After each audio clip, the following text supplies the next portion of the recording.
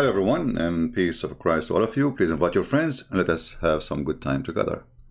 The Muslims, they strike back with the answer and they refuted us. Yesterday we mentioned to you how Muhammad believed that the cat was created from the sneeze of the lion, and how Satan was saved by holding the tail of the donkey so he can enter the ship of Noah. But you know what? The Muslims always have an answer. They can refute you and they can get you busted immediately. So a Muhammadan, smart one, he decided to refute us. So what he do? Islam is true. 1 hour ago, we believe in Jesus as is a Christ, but he is not God. What does this have to do with our topic? I mean, do you see how much firm they are and how much is strong and how much they can strike back? And instead of answering all the hilarious stuff Muhammad said, we believe in Jesus as a prophet. But this had to do with my topic. But because he had nothing to say, desperate, bankrupt. And now if we read the Quran he is posting for us, we will die laughing.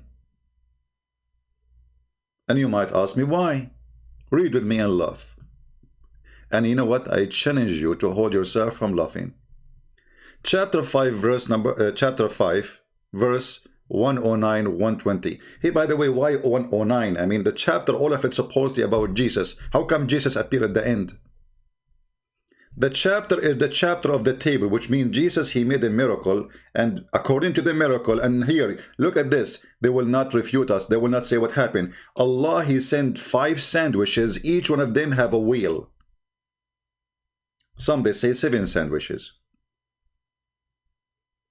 Wheel? So even your statement about Jesus is a joke. And then, consider the day God gathered the messengers and say, what response do you receive? What response did you receive? Did they receive a response? And look at the rest. They will reply, we have no knowledge. He just said you receive. They say we have no knowledge. So they are lying. Did they receive or not? Compared to you alone are indeed the knower of unseen. Yeah, this is why Allah, he knew how Shaitan, he hold the tail of the donkey so he can get in the ship of Noah. You see, Allah is all-knowing. But how many times Muslims, they keep saying Allah and his prophet knows best? They are, they commit shirk. They are mushrikeen, kuffar. According to Islam, to associate a man with God, you are a kafir. And this is exactly what they do. They associate Allah with his false messenger. So, if we continue the comment, let us go to the comment here. Okay, so look at this conversation. Allah, he said to the messenger, okay, what respond you receive? They said, we have no knowledge, which means, I have no idea. What are you talking about? And on the judgment day, the God will say, but in Arabic it says, إِذْ قَالَ اللَّهُ, قال in the past. He said, he will say, we will let it go. Jesus, son of Mary, remember my favor upon you and your mother, how I supported you with the Holy Spirit. You Muslims don't even know what is the Holy Spirit. Here we go, leave a comment. What is the Holy Spirit?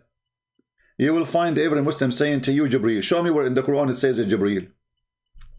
And how Jibreel is a spirit, yet he is an angel. And how he is holy, but yet he is an angel. In Islam, only Allah is holy. I forgot, plus Jesus. You spoke to the people, if you're, when you are an infant, an adulthood. Hold on. Let us go to the verse in the Quran so we can laugh. Are you sure this is correct translation? Are you sure?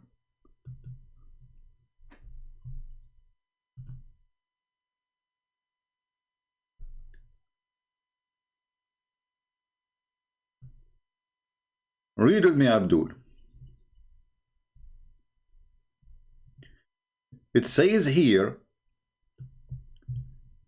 تكلم الناس في المهدي وكهلا. كهل, an old man. So how Jesus, according to Islam, been taken up to heaven, and the Quran saying that you speak to them when you are an infant, and you will speak to them when you are old, not adult. Kahlan. Kahlan. Now a Muslim, he might say to me, oh, kahlan have many meaning. Like what? Like what? Any Muslim we have in the chat?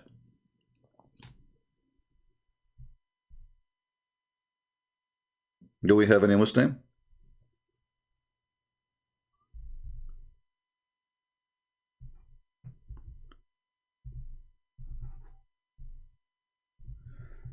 Let us see. And by the way, take a note. I supposedly I will make the video short. Yeah. Oh boy. Very short.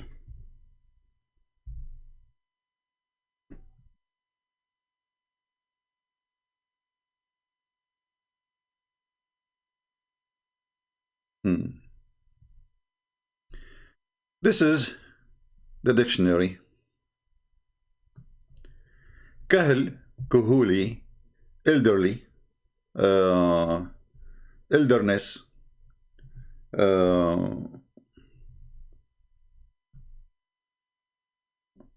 become middle age.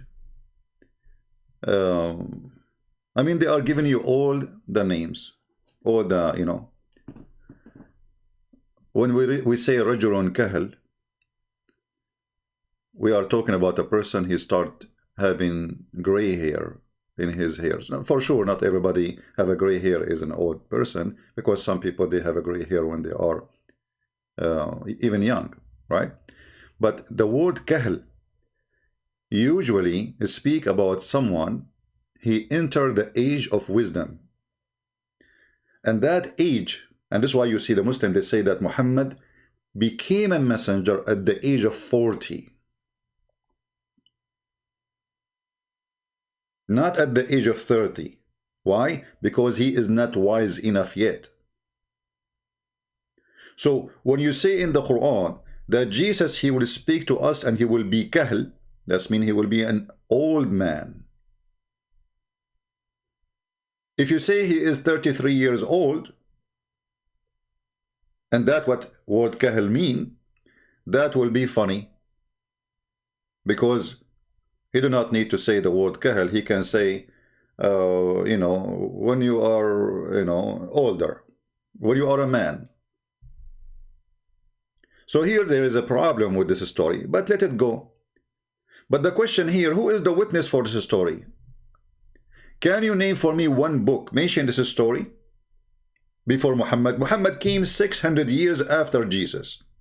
So how, you Muslims, you bring me a witness who was not there? Only one witness claiming that God said that to him. And then look what it says. Remember my favor upon you and your mother. What favor? What is the favor Allah he gave to Jesus? Read and love. It says, I supported you with the Holy Spirit. Between two brackets, Jibreel. Jibreel support Jesus. How? Who is a Muslim want to tell me how? Do we have any Muslim can tell us how Jibreel supported Jesus?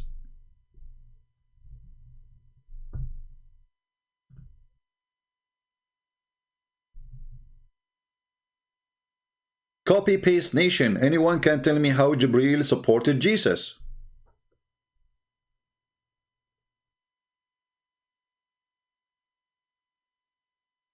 Anyone? I mean, the stupidity is all over the verse. Look what the verse saying. So you spoke to people in the cradle without Jibreel.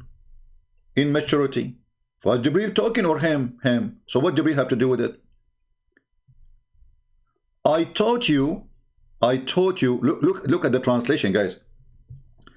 I taught you writing. He taught him writing. Where it says that in the verse? Where it says, I taught you writing? Where? It says, and I taught you the book and the wisdom. Writing. Allah taught Jesus how to write. If you change the translation as usual, you will find a new Quran. Let us change this translation. This is Hilali. Let us see Yusuf Ali, another liar. Let us see. Or Shakir. Read and laugh with me. We just changed the translator. Remember, we did not change anything. We taught you the book. There's no writing. And gave you wisdom. There's no writing. And the Torah and the gospel. Okay, hold on. All of this been taught to Jesus before he was born. Because remember, it says here that you spoke to them in the cradle saying what? Saying, I'm a prophet of Allah. So how come Muhammad, he needed somebody to squeeze him 3 times, and still Muhammad do not know what's happening? His wife, she take him to the cousin of her cousin, which is the father of Muhammad. His name is Waraq ibn Nawfal, and Waraq ibn Nawfal told him, this is the one you saw, his name is the Namos Jibreel. So while Muhammad, he waited 40 years, and then when he he became at the age of 40 years, even Allah, he did a plastic surgery for him, as you remember the story. And Allah, he sent 2 angels. One of them is Jibreel, because Jibreel is he's a doctor. He does surgeries. That's what he do for a living, part-time maybe. And he cut the chest of Muhammad to make him ready to be a prophet. How come Jesus is born as a prophet, speak wisdom by birth, teach God's words by birth, he learned the gospel and the Torah before birth? Because what? He taught him after he was born? Here we go. He is just 1 second old, and right away is saying to the rabbis and the Jews, well, I am a prophet of Allah. Who taught him how to speak? Allah. Where? Where he taught him? So we have a person, his name is the Messiah. He is born according to Islam as a prophet. From his birth, he is born with the book from his birth. He is born with the wisdom from his birth. Where Allah he taught him then? He went inside the belly of Mary and he was teaching Jesus there.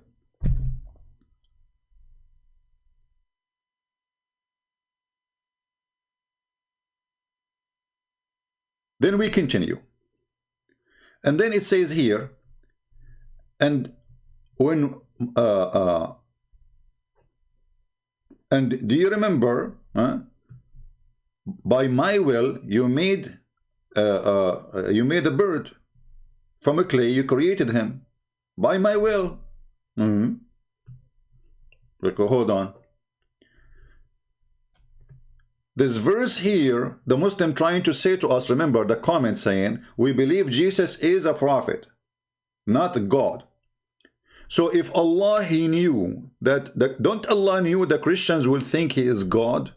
Why the Christian they think is God? Because he do what God do. So why you are giving him by my will? I made you what? A creator. By my will, I make you heal everybody. By my will, I make you make the blind see. By my will, I make you see resurrect the dead.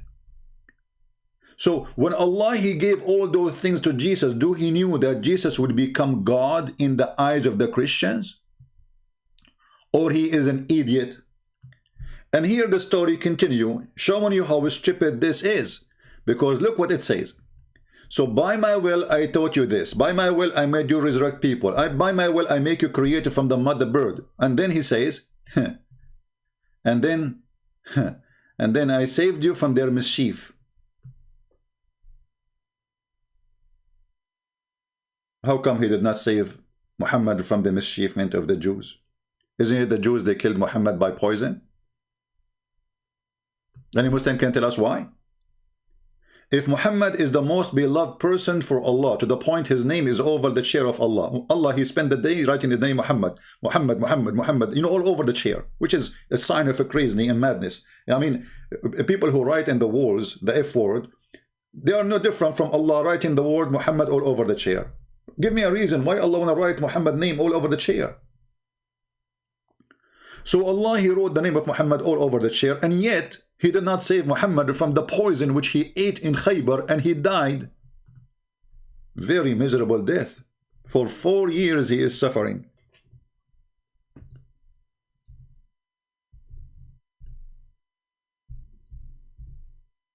So Allah is willing to save Jesus from the mischievement of the Jews, according to the story, but Allah is not willing to save Muhammad from the mischievement of the Jews. Question, why? Any Muslim can tell us why?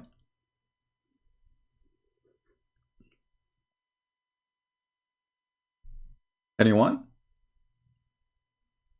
Very simple question. Okay, Jesus has been saved. Muhammad was not. And if you want to say to me that Muhammad did not die by the poison, you are saying that Muhammad is a liar, because it is him who's saying that. Read carefully. The Prophet in his element which he died, who is talking to Aisha, said, he used to say, not only once, I mean he was wrong once, twice, 3 times. He used to say, O Aisha, I still feel the pain caused by the food I ate at Khaybar. And at this time, I feel as if my aorta is being cut off from that poison. What do you think?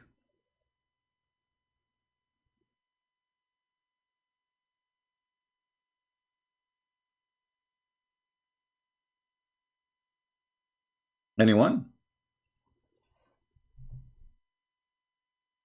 Slava, you know, guys, if you have a question, try to make the question relevant to the topic. Otherwise, you are not being mature. Sorry to say. Because if I want to stop the topic I'm talking about to answer your question, it's mean you don't care. You go to the class of physics and you ask a question about geography. So please be consistent, adult, mature person. Otherwise, you are suffering from flight of thoughts like Muhammad. We are talking about something and you are thinking of something else. So, the Prophet, he died by poison, by the Jews. Allah saved Jesus from the Jews. Why? No answer. Who was the witness that Jesus was saved? Nobody. Can you name for me one person he was a witness there? Can you show me one book saying that Jesus been saved by Allah? Can you even show me the word Allah in the whole Bible? And then continue the story, which is really, you know, horrible. It says, even though the disbelievers among them said, this is obviously a magic. Who is the one who said this is a magic?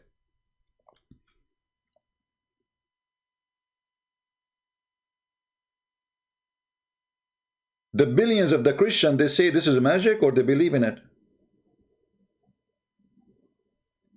And then Allah continues saying, I recall, remember, this is the Muslim translation, but in here it doesn't say that. But he's going back to say Allah is reminding Jesus of what he did to him. I mean, look at this funny, silly conversation. What kind of conversation is that? Is Jesus under investigation? You see, imagine you are the boss, and then one of your employees come to your office, and you start saying to him, do you remember when I paid for the surgery of your wife? Do you remember when you came to me and you said your son want to go to school and you have no money? Do you remember when your son was sick and I paid for his clinic? I mean, what is that? Allah is saying to Jesus what he did to him. So either you are accusing him that he's bad, he forgot, or what is the point of this stupidity? People, are you listening? You have to analyze and think deeply about the stupidity here. Because when you bring somebody to your office, says, do you remember when you said to me you don't have money to take the bus and I bought you a car? Do you remember when your tooth was hurting you and I closed the door of the van over your mouth so to break it? Do you remember when your wife, she want to make a plastic surgery and you don't like her without big balloons, so I gave you money? Do you remember all of this you are saying to him? You remember for what? Is that an accusation? Did Jesus forget? The Muslim, they will say, no, he did not forget. So what's the point of this conversation?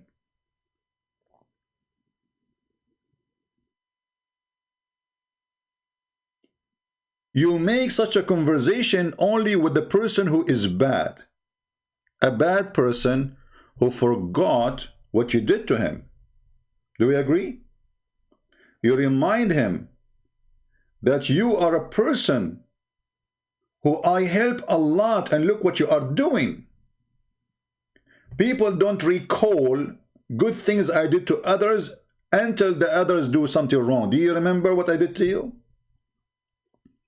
Do you remember when you came to borrow money from me? Do you remember when your mother-in-law, she hit you in your head and I am the one who gave you the bandage? Do you remember when your mother-in-law, she threw you in the street and I gave you a bed? So this conversation can happen between one he did a favor and the other one he denied it, a bad person. Otherwise, what's the point of this conversation? And then he jumped to the disciple of Jesus. Question, why Jesus have disciples?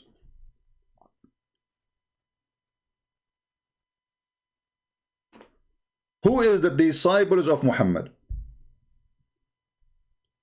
How come Jesus has disciples and the Quran approve that, and Muhammad have 0 disciples?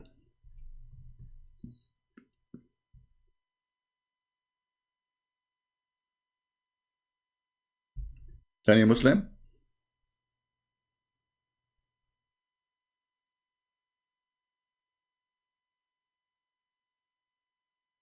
Anyone tell why Jesus have disciples? Why Muhammad don't have?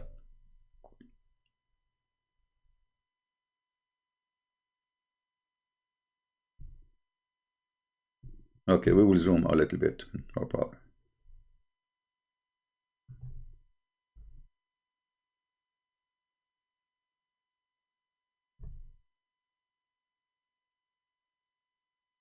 Is it better now?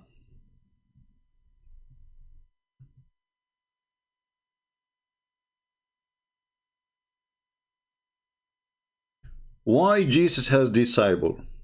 Who is the disciples of Moses? I'm waiting for Muslim to answer. Who is the disciples of Muhammad? How come Jesus only have disciples?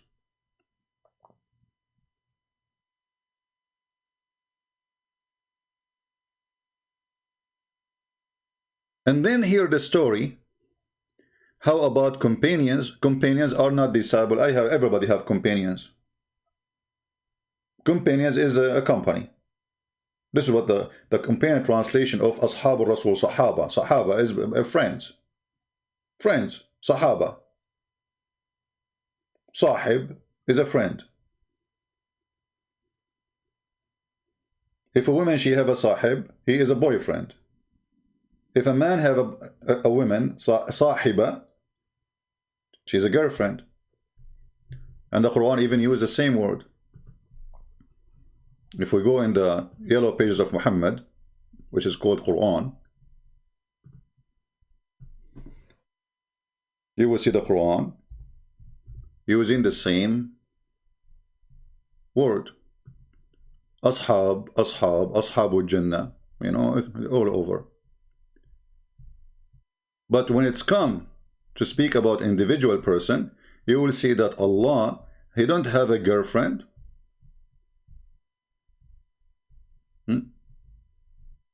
As an example, chapter.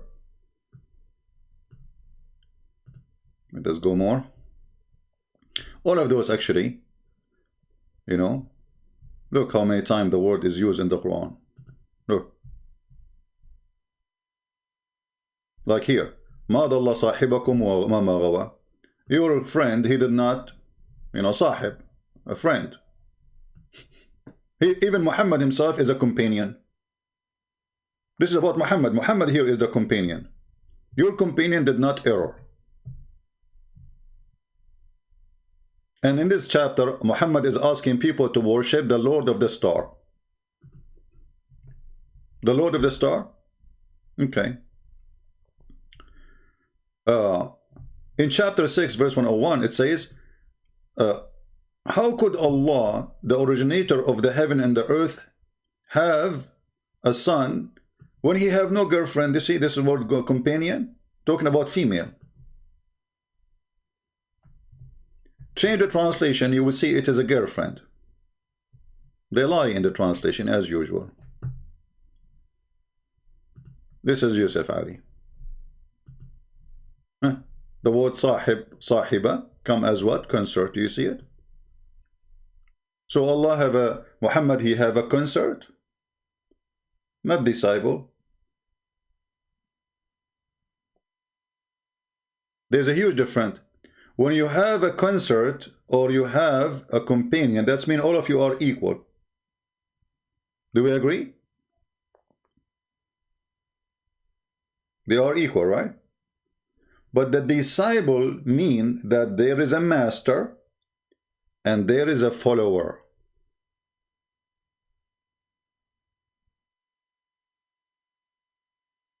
Do we agree? So when we say that Jesus have disciples, that means he was their master. They did not take him as a friend.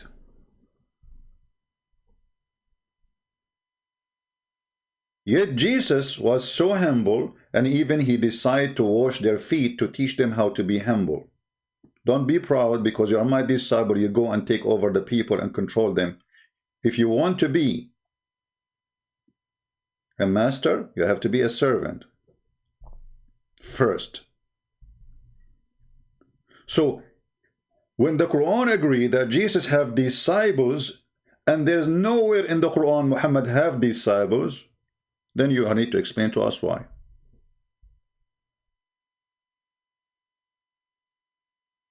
While Muhammad is a person who recites Quran, he do not know even how to explain it. Jesus was teaching. That's why he have disciples. You Muslims need tons of explanation to explain a verse, and yet you cannot explain it. At the end you say Allah knows best. Why? Because Muhammad, he left you with no explanation. Because he cannot explain it. Even he made verses for you in the Quran saying that there is part of the Quran, which is a huge part, nobody knows what it means save Allah. So what kind of book is this book? The answer is very simple. Muhammad is a thief. He does not know what he is reading. No one knows the meaning of it. It's hiding meaning except Allah.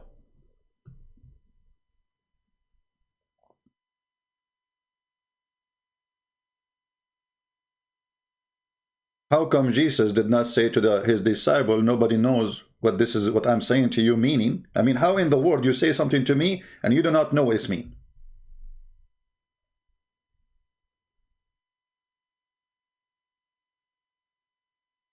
Today, guys, I'm going to teach you something, and only Allah knows what it does mean. I mean, what the point of that?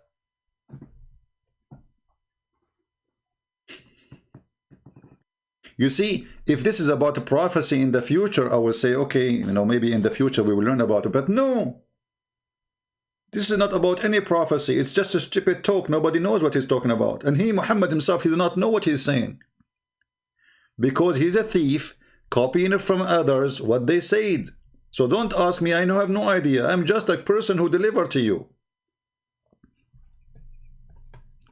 So the Muslims agree that Muhammad is a messenger. What does that mean? He is a messenger of the messenger of the messenger of the messenger of Allah. So Allah, he gave the message to the pen. The pen, he wrote the message in the tablet. The tablet gave the message to Jibreel. Jibreel, he carried the message to messenger Muhammad. And then the messenger Muhammad, he gave the message to us.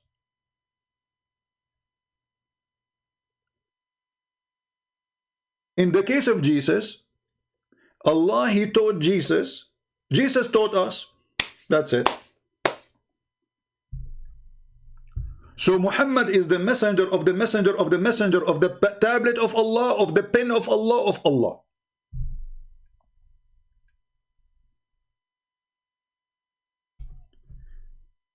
Now going back to that chapter, the funny chapter. So Jesus taught the disciples. Look what the disciple, they said to him. How come the disciple, you call him disciple, and obviously they don't believe in his Lord? Look at this. It says, can your Lord send us a table full of food? What a bunch of hungry, lousy Abu Huraira. You know Abu Huraira? He used to accompany the Prophet so he can eat for free. So are they Abu Huraira? I mean, from all the miracles in the world, the miracle they want now, can you ask your Lord? I thought they believe in his Lord. So why they are saying to him, can you ask your Lord? Isn't it their Lord his Lord too? And their Lord too? But the conversation is proving the opposite. They are saying to him, can your Lord send us a table full of food? Since when God is the one who have a buffet and you ask him, hey Allah, can you send me a table full of food, Allah? And then if we go and read this, we will find that Allah, he sent down 7 sandwiches. Each sandwich have a whale.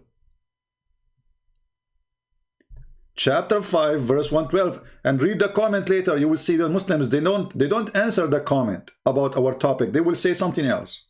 They keep jumping from a branch to a branch. It's like, you know, chasing a turkey. I don't know if you ever chase a turkey. The turkey can fly, by the way. So you chase him, he jump and fly, go like a chicken, you know, like from place to place. Look, turkey, stop! I wanna. It's a turkey religion. So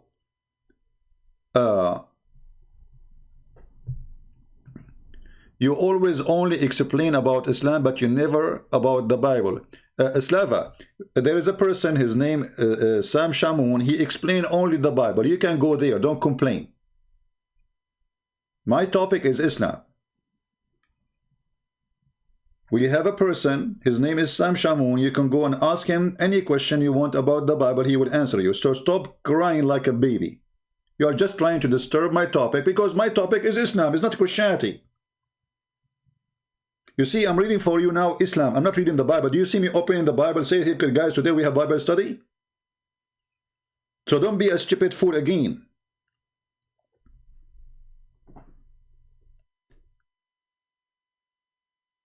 And any verse you want in the Bible, you can right now go and search it, and you will find the interpretation for it, if you are a person who do not know. So don't play dumb.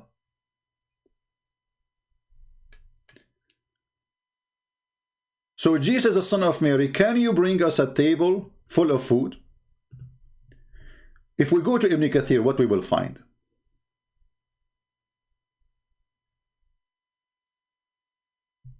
Five, 112. This is 5. And this is 112. Let us see what the interpretation will say.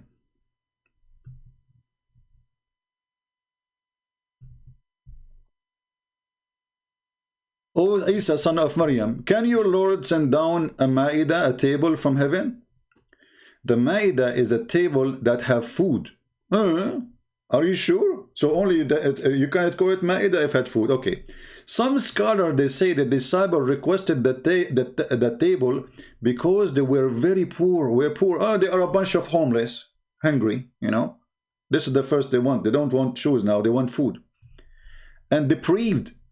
So they ask Isa to supplicate to Allah to send the table full of food down. Then they could eat every day. Huh? So this is everyday buffet. Allah, He sent the table every day. You eat from it. There is food.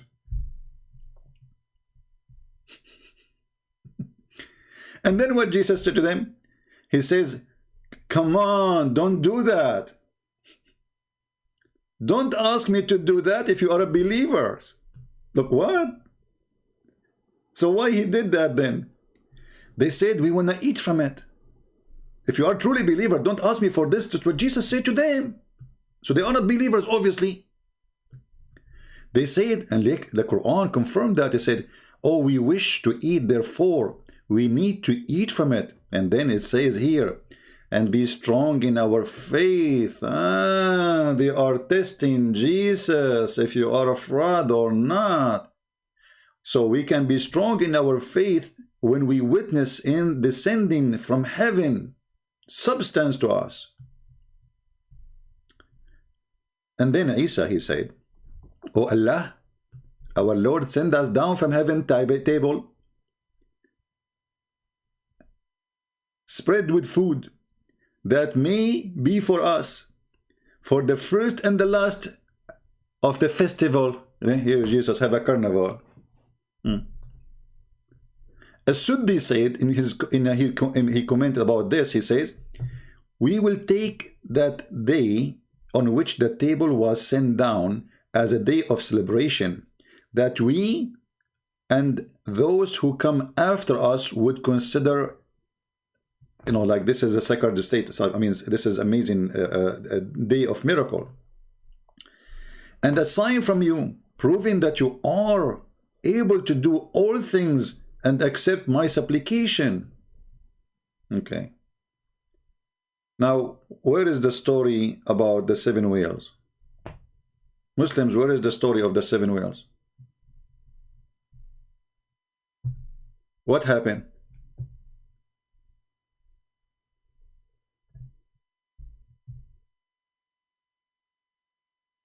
Huh? Where is the 7 whale story? How many Muslims here, they believe in that Allah, He sent him 7 whales?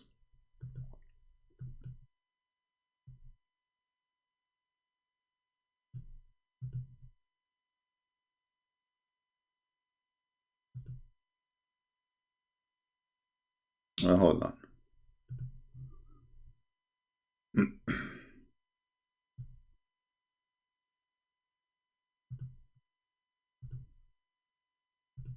So simply what Muhammad did, he took something, he learned the Christian believe in it, he added his own spices, that the Christians, the disciple of Jesus, the first Christians, they don't believe in Jesus. They wanted to test him. So they asked him for an open buffet.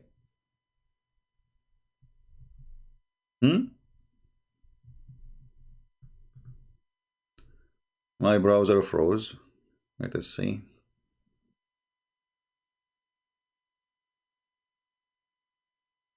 Did we lose connection?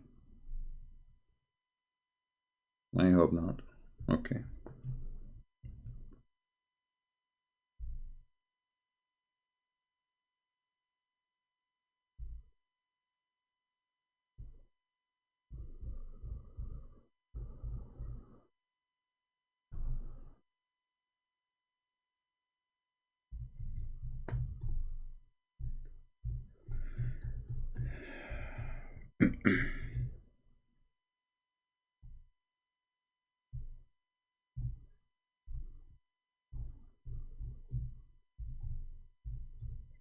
Let us see.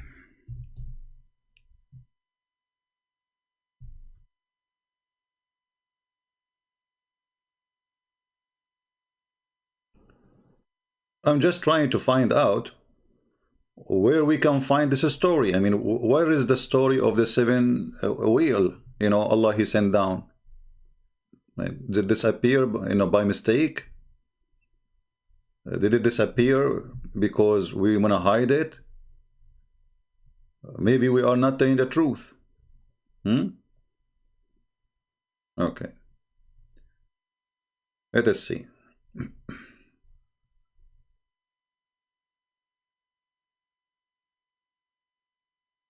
Just to show you how they lie in the English website.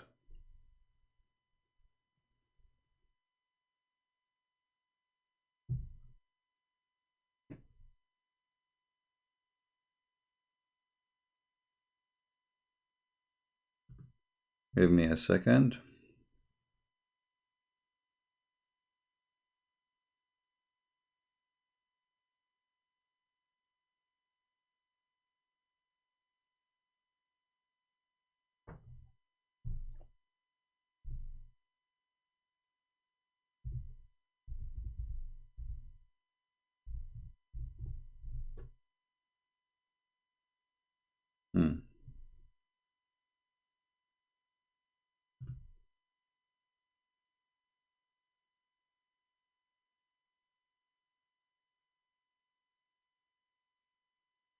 Here we go.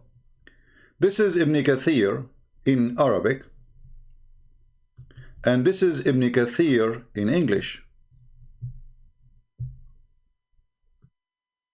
This is Ibn Kathir in English. I will give you the link for Ibn Kathir in English and tell me if you find the word whale exists anywhere. If in case I miss it, the story of the seven whales. This is Ibn Kathir in English in front of you, and this is the link. And this is Ibn Kathir in Arabic, and I will give you the link.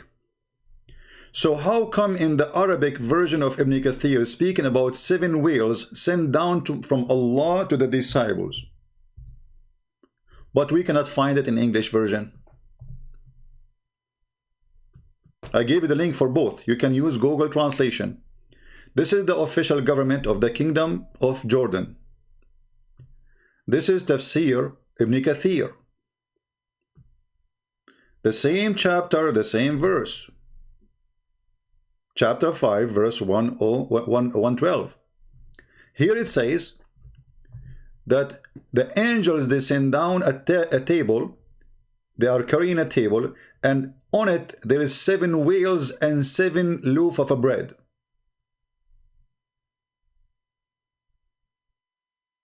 Why this is not in the English one? Let us use Google Translation. Because maybe Christian Prince is not telling the truth. Read with me. So, let God descend upon us a table from the sky, and he said, the angels, they carried the table, seven whales and seven loaves on it.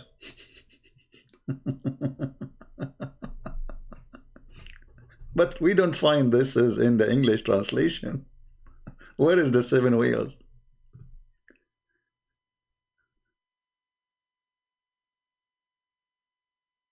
You know what I mean? Where is the seven whales? Here we go. I gave you the page. Show me where is the seven whales. Why they took it off? How this is the Ibn Kathir in English, and yet you take more than 50% of Ibn Kathir in English, in Arabic. So if I am not a person who have enough education to remember, now man, in Arabic it says different story. You see what happened? If you don't have a privilege of to be a person who did read a lot and learn a lot, and you speak Arabic too in the same time, then how you will know that this is missing? There's no way. So you read Ibn Kathir, you will not find the story. So Christian Prince, he said, Ibn Kathir says that, you go to Ibn Kathir, there's no thing. The Christian Prince is obviously not telling the truth. Where we can find the way the story? Is it there maybe? Oh, hold on. I missed. Hold on, guys. Look, it says seven fish. I missed the part here. It says here seven fish. They changed the word whale to a fish. Look. I missed it. Sorry, I apologize. But you remember the story yesterday? We mentioned to you about the cat. how Shaitan, he sneezed? In Ibn Kathir, it says that the last animal who entered the ship, it was the donkey. And then they cut the speech there. They cut the whole page. Here they are giving us some. Look. So the angels brought a table down, contained 7 fish and 7 pieces of a bread. But this is not what Arabic says. It says 7 whales and 7 loaves of a bread. Simply 7 sandwiches.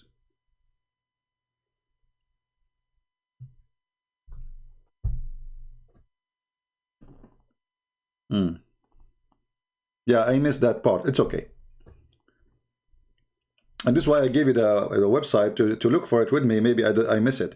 So the reason I did not find it, by the way, I searched for the word whale, is not there. So they translate the word whale as a fish. I searched the whole page, the word whale is not there, so the story is not there. But they changed the word whale into a fish. In Arabic, it says ahwat or hitan. And this is why in Google Translation is giving you the word whales. Why? Because this is what it says. So now, Allah, he sent 7 whales in 7 loaf of a bread, 7 sandwiches. Why 7? Any Muslim can tell us? Why Jesus have only 7 disciples? Why 7 whale and 7 sandwiches, 7 bread? Again, it's a fabrication. Where they are getting those stories from, we don't know. You tell me. Which book it says that God, he sent to Jesus 7 wheels? Is that what the Bible says? The Bible says totally different story. Why the Christian even want to change this story? It's going to be more amazing if the food is coming from the sky. So why we Christian, we change the story? The story is different in the Bible. It's about, he told them, do you have food? They said, okay, we have this food. We have little fish and, and bread. He blessed it, and then people, they keep eating from the same basket. That's all. There's no food is coming from the sky. There's no whale. There's no tablet. There's no table.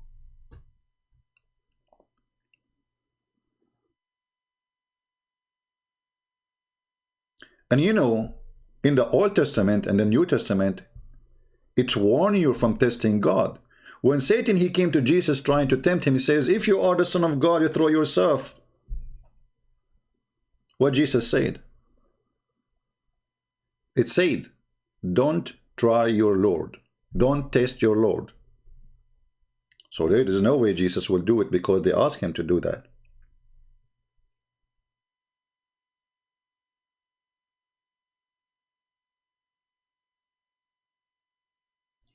So Jesus asked Allah to send a table for Jesus. Okay, how come when Muhammad, the people ask him to do miracles, Allah, he don't do anything? How come so easy with Jesus? I mean, Jesus, you say something, okay, right away, delivery come, Amazon, knock, knock. You have delivery, okay, you ask for a table full of food. How come Allah don't do that to Muhammad?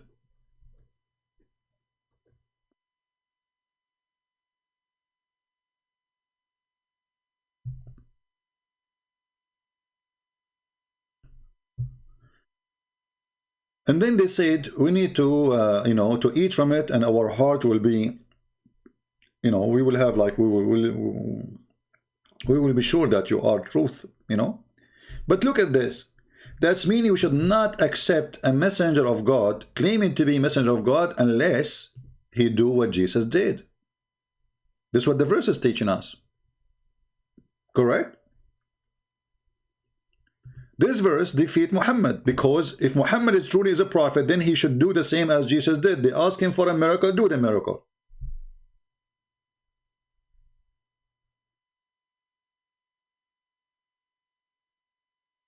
Are we listening?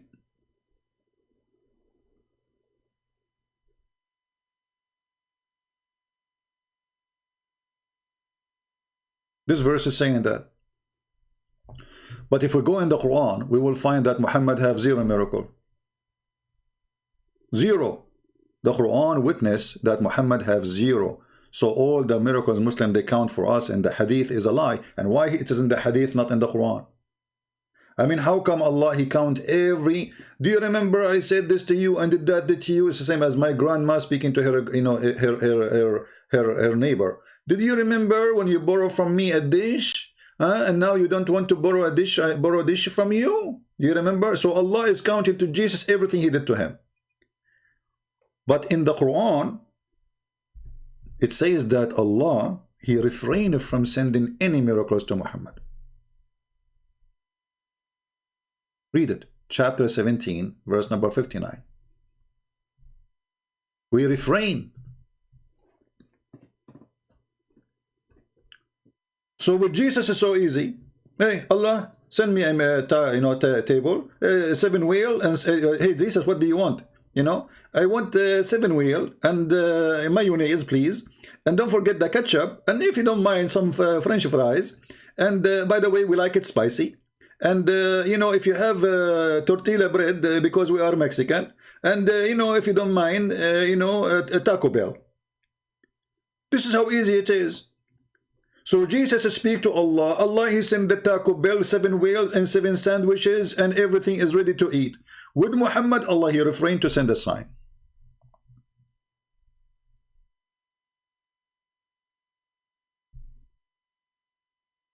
And this verse is given to Muhammad after the chapter of the moon, where it says the moon is split.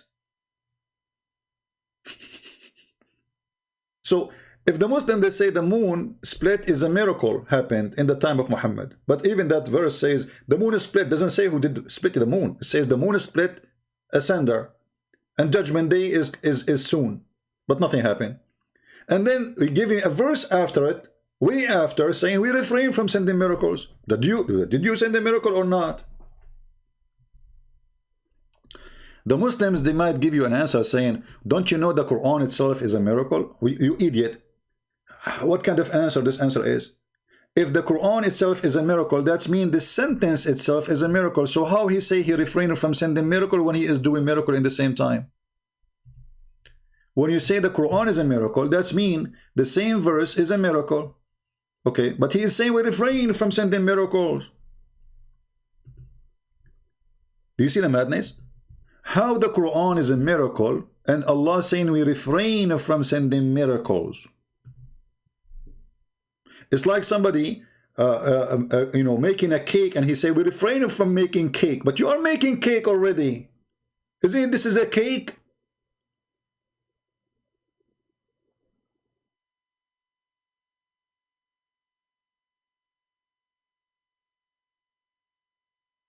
So the Muslims who gave us those verses to prove to us that Jesus is not God, he proved to us that Jesus is God, because in the case of Jesus, he said be is going to be. Name for me one time Jesus, according to Islam, he wanted to do something and Allah said to him we refrain. None. In the case of Muhammad, all his life, none. Muhammad, he told his followers, go and fight and you will win. They went to war, they got busted. He told them that 100 of you can win against 1,000.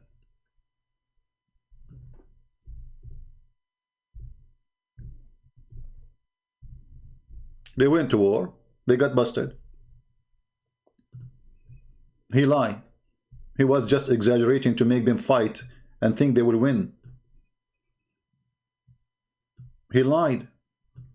O Prophet, rouse the believers to fight. If there is 20 among you, patient and persevering, they will vanquish 200. That means 1 to 10. 1 to 10? Is that really happening? Or this is impossible? Let us see. If 100, they will vanquish 1,000. 100 Muslims, they can kill 1,000? That's a miracle, must be. If there are people without understanding, okay, those people kuffar, they are stupid. Right away, the Muslim, they came back and they got busted. And they said to Muhammad, you said to us we will win. What are you talking about? Look what happened. Muhammad right away he gave them a verse. He says, Allah he gave me this. For the present, Allah has lightened your task, for he knows that there is a weak spot on you. Like what?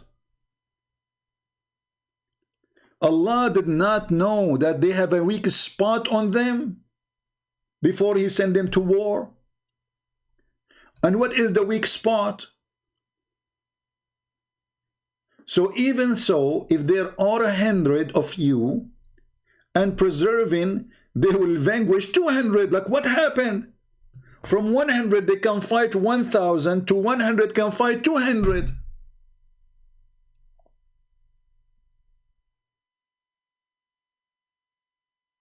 Do you see the false prophet?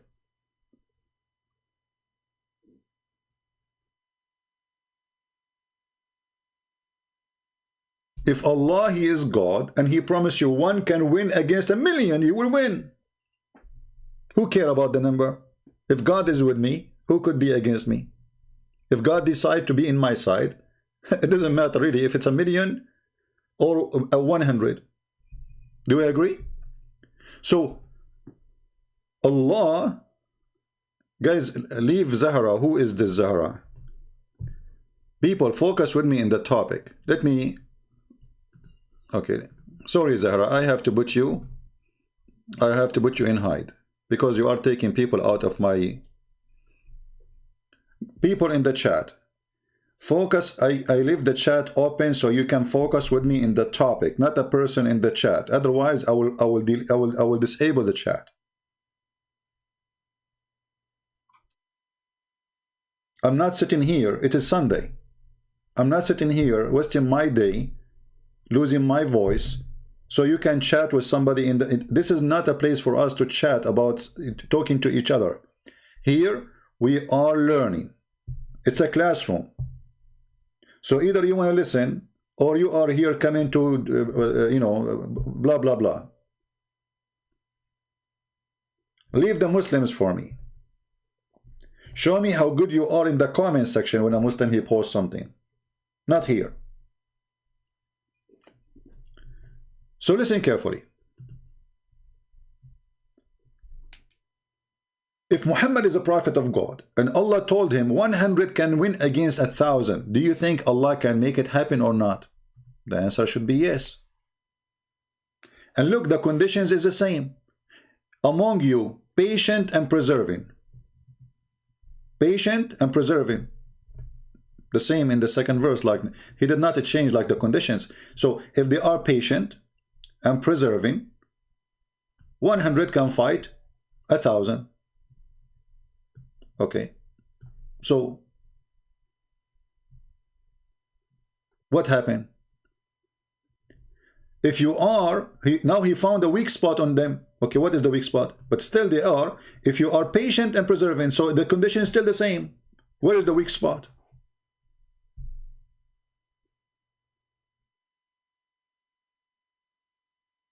Where is the weak spot? The weak spot is in Allah, not in the, because the one who made the promise that you will win 100 to 1,000 is Allah.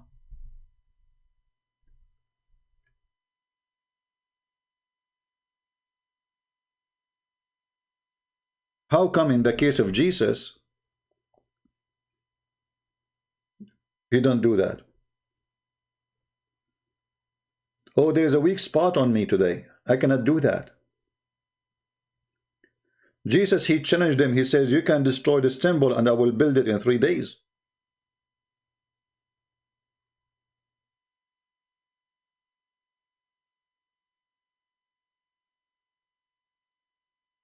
Jesus, he resurrected the dead. He did not say, okay, I don't know. I'm not sure if it's going, I can do that. When people, they asked Jesus for something, they were sure he can do it.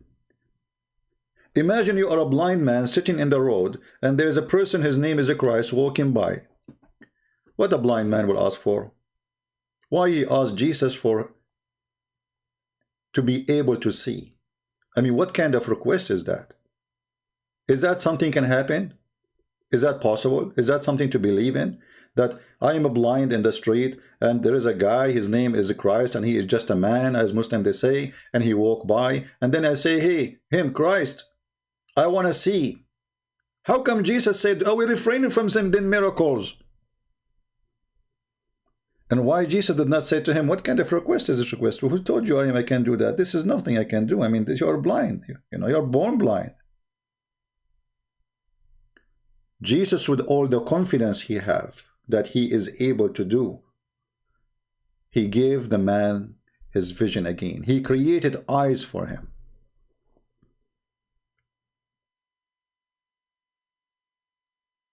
In the case of Muhammad, Muhammad is so proud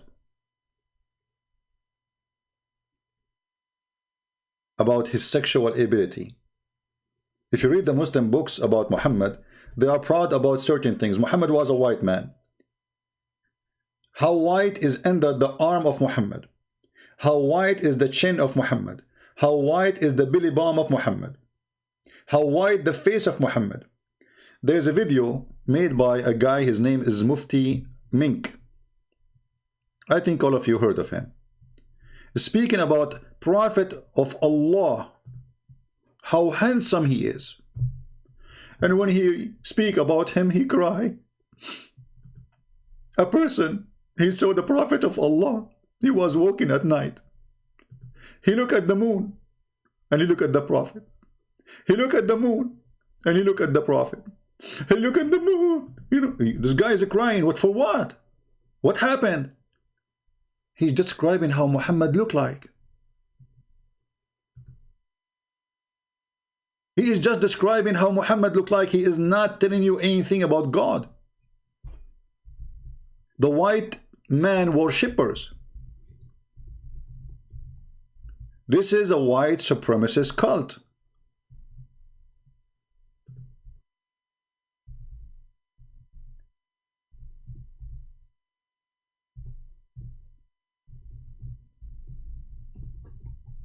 I'm trying to find the video to give you an idea.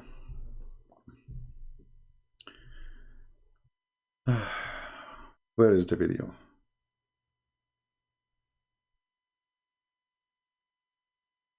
Oh, I forgot the name of the video, you know.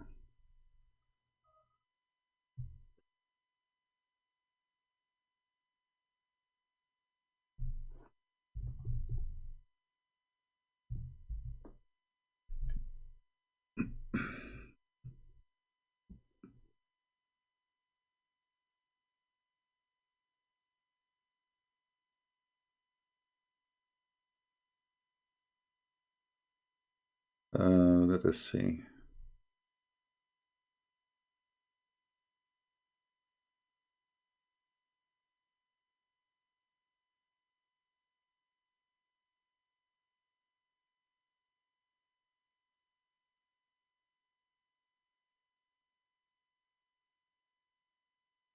I forgot the title of the video.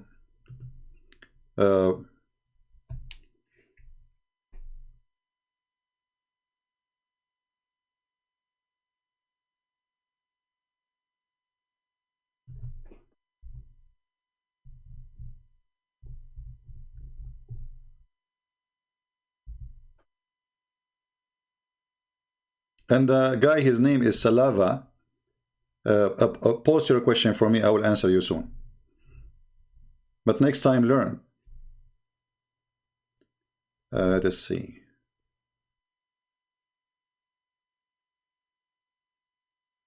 I think this is the video. Hold on. Salava, give me the question. Give me the question. You are crying like a baby in the chat. You have a question for me.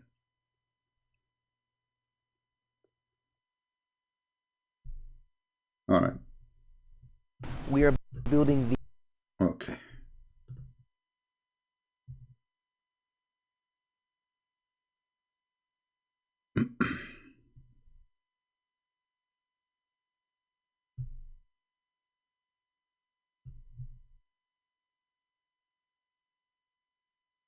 Now the Sheikh, he will describe for you how Muhammad looked like. Look at the description of your Rasul. And for some, this would be the first time you hear what your Prophet looked like. I saw a man of striking appearance. Oof. ظاهر الوضاء. Unbelievable. أبلج الوجه.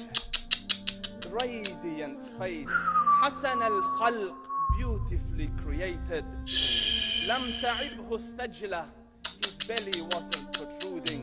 His what? His belly. I mean, we start talking about Muhammad, about his belly. The belly of the Prophet. ولم تزر به السعلة. Nor was his head disproportionate and small.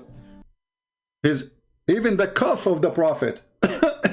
We have to describe his cuff. We had to describe his cuff. وسيم قسيم. Proportionate and delicate. Finely made, a specimen of a creation. في عينيه دعج. In his eyes there was a contrast. The dark was immensely dark. The white was excessively white. وفي أشفاره وطف. And his eyelashes were long. What? Even his eyelashes? Are we talking about a porn star? Are we talking about a prophet of God? Are you sure? Look how he is. You know, his eyelashes is long. How long? You will not believe how long. Like eagle wing.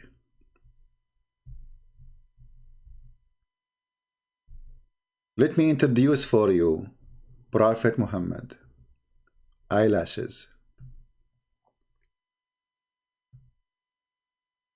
So why we have Jesus, the healer, the resurrector, the one who can make the blind see, the one who can create from the mud a bird, as the Quran says. The Muslims are proud about Muhammad eyelashes and his belly button and his white face and his lips and his cheek.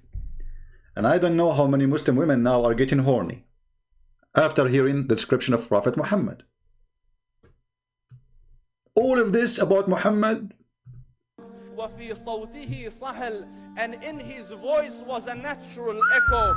وفي His voice have natural echo. Brothers and sisters, I'm going to talk to you, because I have an echo system. If I am not a prophet, I will not have an echo in my voice. He have an echo in his voice when he talk. So he say the word 3 times. I mean, have you ever heard of a stupid description like this, that he have an echo? He have an echo, his voice.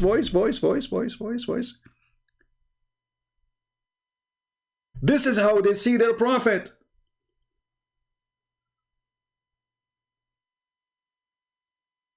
Bankrupt religion. Totally bankrupt. عنقه سطع. And his neck was elegantly long.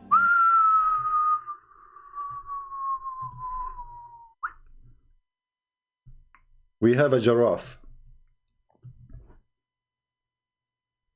The prophet was a giraffe. وفي لحيته كثافة. His beard was full and not like Zakir Naik. His beard is full. I mean, come on. If he is not a prophet, he will not have a long neck. He will not have a beautiful white belly button. He will not have long eyelashes, and he will not have nice beard. thick. أزج أقرن. His eyebrows were arched, but they were not joined.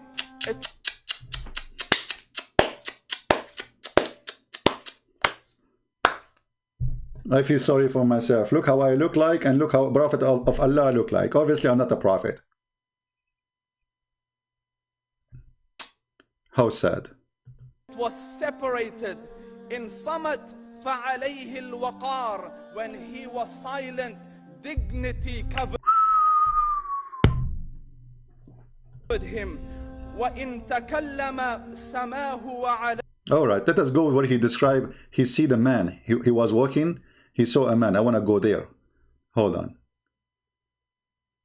Which part of the video?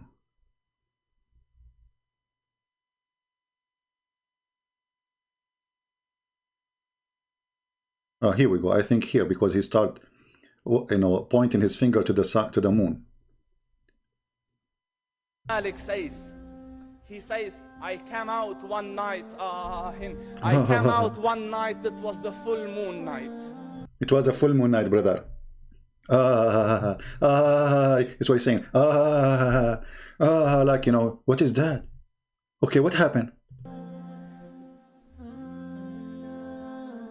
Look, he's going to cry. Look how they act. Look how they act, to make Muslims follow them and believe in them. He's going to act now. Why? He's talking about the look of the Prophet. Why you are crying? What happened to you? Why you are crying, brother? The Prophet is so handsome and you are crying? You cannot handle how handsome he is? What happened? And how handsome he is. He's so white. Listen to this. And I looked at the moon, and in the desert, understand, the moon is an awesome sight. It is smooth, it is radiant, it is clear, it is gentle compared to the scorching sun at which they are used to. So the moon was the epitome of beauty. So he says, I came out at a full moon night and I looked at the moon and I saw it beautiful, handsome. So I said, let me go see if the moon is more handsome or my Prophet is more handsome. Let me see if that is more beautiful or the Prophet is more beautiful. So I went and I saw him standing afar. So I looked at his face and... Hold on. It is dark. How you can see his face? His face is radiant, brother. His face is radiant. I forgot. So I look at what? I look at his face. And now look at this comedy. So I looked at his face and I looked at the moon. I look at his face and I look at the moon. And I look at his face and I look at the moon. I look at his face and I look at the moon. And so I look at the face and I look at the moon. I look at the face and I look at the moon. Okay, come tomorrow, guys. I'm going to continue. I look at the face and I look at the moon. I look at the face and I look at the moon. What is that? Aren't you getting dizzy? Standing afar. So I looked at his face and I looked at the moon and I looked at his face and I looked at the moon and I looked at his face and I looked at the moon. For the sake of Allah, Shane, stop, man. Like, come on. What do you saw at the end? Give us the conclusion. And he said, Wallahi, he was more handsome than the moon and its... Conclusion. Conclusion. He is more white and he is radiant and he is shiny and he have a thick beard, he have long eyelashes, he have nice belly button, he have nice ass, he have nice nipples, he have nice lips, he have... Okay.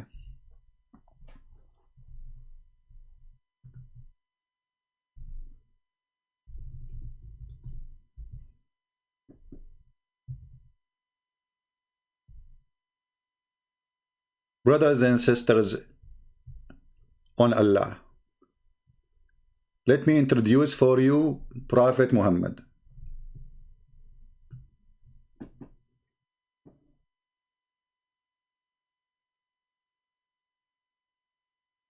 What?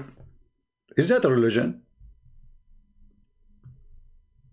So why, while we are talking about Jesus the creator, Jesus the healer, Jesus the sin-free, they are talking about the eyelashes, the belly button, the ass of the Prophet, the penis of the Prophet, the face of the Prophet, the beard of the Prophet, the nose of the Prophet. I mean, what's wrong with those with religion?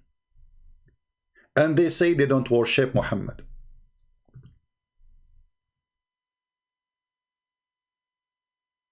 Yeah, I will give you the link. Here we go. This is the link of the video. I'm going to take this video down very soon. All the videos actually in my channel, I will take them down. So download them as soon as we finish. All right? I will keep them only for a few hours, and I will take all the videos down. I don't keep videos on my channel, as you know. So, don't spam the text, my friend. Hoop, hoop, hoop, bloop. Don't do that. I will block you in the chat. Don't do that. Come on.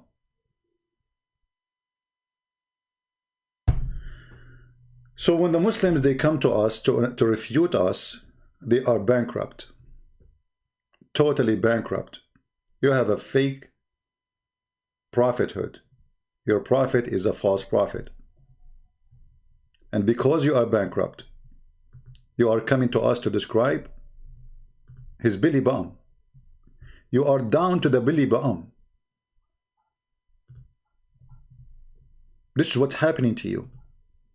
You are so down to the point you are going down to the Billy Bomb of the prophet. You could not describe for us how good he is.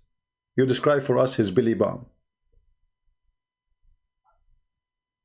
What kind of religion this religion is? While the Quran is busy counting the countless miracles of Jesus, the Muslims are busy counting for us the Billy Bomb of the prophet. The prophet, he used to have sex with all his wives in one night without washing. This is what they are proud about. And later we found that Muhammad, he did not have sex with any. The guy was a liar. He cannot even have sex with one. This is why all the women he could not have any children from them, including Khadija. The Muslim, they say to you that Fatima, she is the child of Muhammad. That's a lie. Those are the kids of Khadija from previous marriage. Khadija, she have 2 husbands. Muhammad is number 3.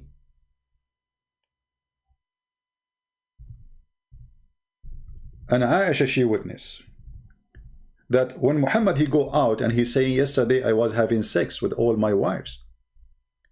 Aisha, she got him busted. She said the prophet, he imagined himself having sex, but in fact he did not. And they claimed to cover his lies about having a very powerful person. The prophet continued for such a period of time, imagining that he had sexual intercourse with his wife, but in fact he did not. How we can trust even this man? The only thing can you make you trust him is the description of this guy. He have all long eyelashes. I'm sure many of the ladies now, they are thinking, why we don't have the eyelashes of a Prophet Muhammad? Many women these days, they are putting fake eyelashes, which is funny, you know. I go in the store, I find like women, they have like, you know, I don't know, even it's so long. I mean, it's like, are you going to fly with them or what? I mean, it's fake. It don't even look good. Anyway, that's not different topic. Fake eyelashes. Fake eyelashes, fake breast, fake face, fake lips, fake, you know, and fake Muhammad. So, Muhammad, he imagined himself having sex, but in fact he did not. So how can we trust him that he is not imagining he saw Jibreel?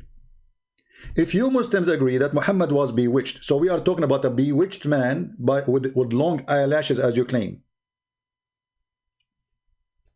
Is that authentic hadith about his long eyelashes? About his face is radiant? So why the Arab, they did beat him, they laugh at him, nobody believe in him? You know? Why even his uncle did not believe in him? His uncle, the one who grew in his house. He died and he don't believe in him. Maybe his eyelashes wasn't working. Right? So my friend, when you come to us to prove to us that Jesus is not God, at least give us a verses in the Quran helping us to believe in that. What you gave us, that Jesus, he made all kind of miracles. And you are giving us a statement of a man, as you see, he imagined himself having sex. Even his sex have no witnesses. So Muhammad, you have sex yesterday? Yes, brother. With your eyelashes or with your private part? Oh, I was using my finger. Excuse me. Because obviously he was not. When Muhammad, he imagined himself having sex with his wives, he was doing sex with who? It turned out it's not the wife, so it was who? His nose? He put his finger in his nose? And he think he's having sex? So if a man, even his sex is imaginary, it's fake, it's false. And the excuse is he was bewitched. So during that time, the Muslim, they say he was bewitched for a year. How many times he gave you verses from the Quran? And he was under black magic.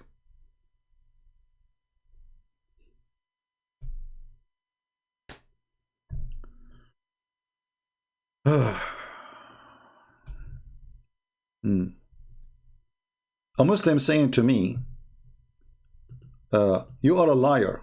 Guys, look at this. I mean, look at the Muhammadan. I'm showing him the reference in the screen, and he said to me, you are a liar. And you know nothing about Islam.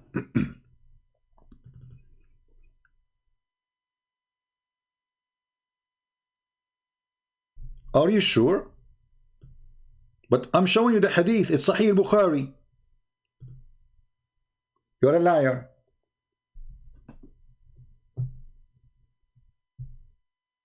No, Muhammad, he have no kids. Muhammad have 0 kids. This is why there's a chapter in the Quran. A man, he accused him that he is cut off. Cut off what? Cut off his penis. He don't have a penis.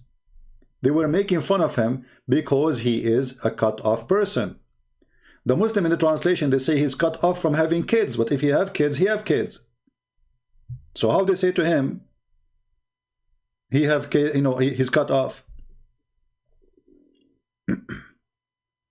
Right?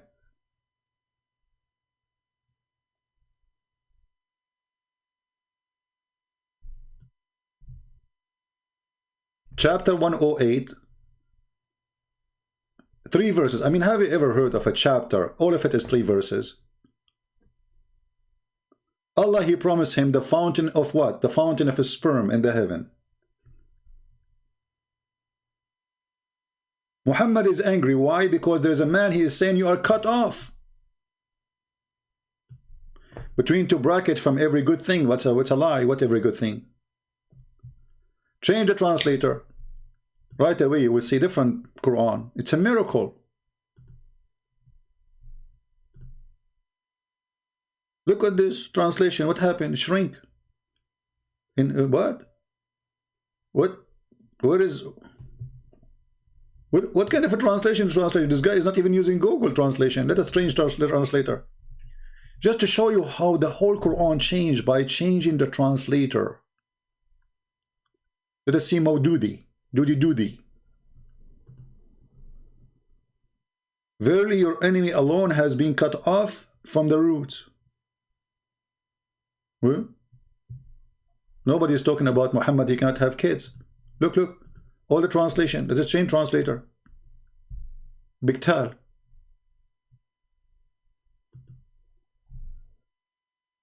Look at this. Who is without posterity. Posterity, you see it? You have no children. The one who has said that to you, he is abtar. What abtar mean? He's cut off. Change the translator again. Let us go to Shakir.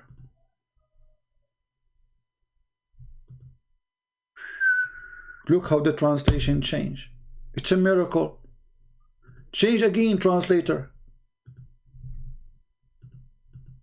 Every translator give us a new Quran. Yusuf Ali. He will be cut off from the future hope. This is what he's talking about. What if we go and read the interpretation for the verse so we can laugh together? Shall we? Just to show you how disaster those who try to defend Islam by faking translation.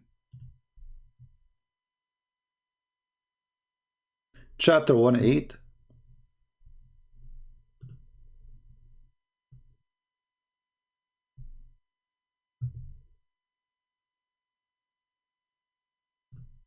All right.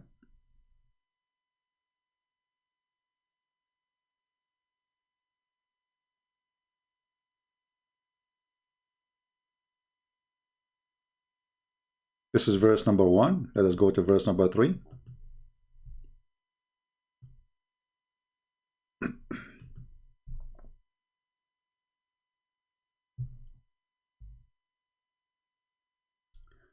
I will answer you, Mr. Akib. And remember, you are the one who said that, so smile. Take us, this is a selfie. Okay. Guys, read carefully. This is the interpretation of the Quran. It says, it say to the insulter, the one who despises you, and not though, without two bracket, who is without posterity. He will be without family and children. So the person is accusing him that he have no children. The Muslim, they say, this is when the son of the prophet, he died, but Muhammad, he don't have a son. Where, son of who? They say from Mary the Copt. Go and see the hadith where Aisha, she said, he don't look like you. He have nothing to do with you.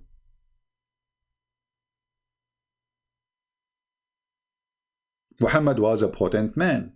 And Muhammad, he cried when this child, he died. So why Allah don't resurrect him for him? At that moment, Muhammad, he need Jesus. If Jesus was there, Jesus will touch the sky. He will not even touch him. He will say, hey kid, come back from the grave. Muhammad could not do it. Now we go and see the comment of the Muhammadan. Smart Muhammadan making a comment. What we can say. Yeah, they are welcome. Especially a smart one like this guy. He's a genius. If you say Jesus is God, why would he kill himself? You idiot. Who said, where in the Bible it says that God, he killed himself? I want to learn from you. Can you show me where in Christianity we teach that God, he killed himself?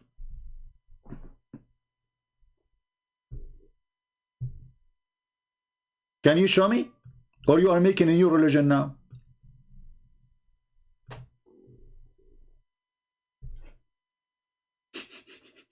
You see the stupidity? What the Bible teaches us, that God, he knew the future. They knew what they will do. He knew what they will do. Jesus, he told them, you will deny me. You will betray me. You will say, I don't know you. He knew the future. And this, isn't the Quran says that God only know the unseen? That is Jesus. And then they did. And then the Jews, they came, the Roman, they came and they arrested Jesus. So it's not Jesus who called them. He say, hey, come and arrest me. Hey, Jesus, my name is Jesus. I want you to come and kill me, okay? Yes, I'm God. I want to kill myself. Yes, come and come over. Where are you coming with this story from? So they fabricate their own logic. And now let me ask you the same question. If Jesus is not God, how come the Quran says that the Jews, they killed prophets?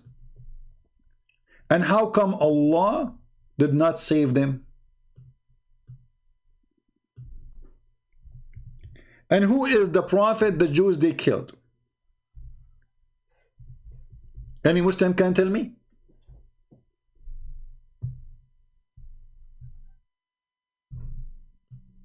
Chapter 5, verse number 70. It says the Jews, they accuse prophets of lying and they killed prophets.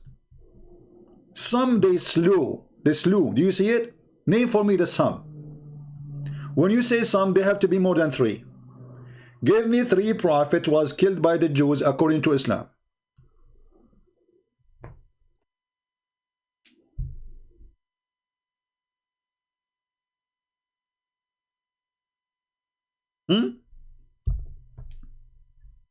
Name for me. Jesus was saved. Okay, so who else was slew by the Jews? Yahya, show me the verse that says they killed Yahya.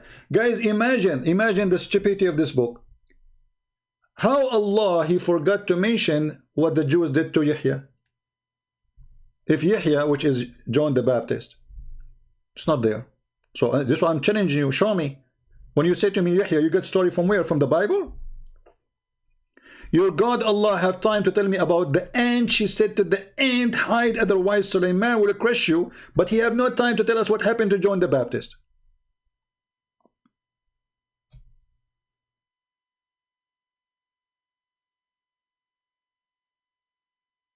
So the Quran confirmed that the Jews, they killed prophets. So how come Allah will save only Jesus? And how come the Quran never mentioned a name of them? A failure? Huh? And actually, the comment this Abdul he gave us proving that Jesus is God. Why? Because as long you agree that Jesus is not killed and Muhammad was killed by the Jews, so who is more superior? The one who you can kill or the one who you cannot kill? This is a question for you Muslim. This is your belief, not my belief. If your belief is God should not be killed, and actually true, we Christian, we believe that they killed the flesh of Jesus, God always alive. This is why it's called resurrection. Resurrection is resurrect between the flesh and the spirit or the soul.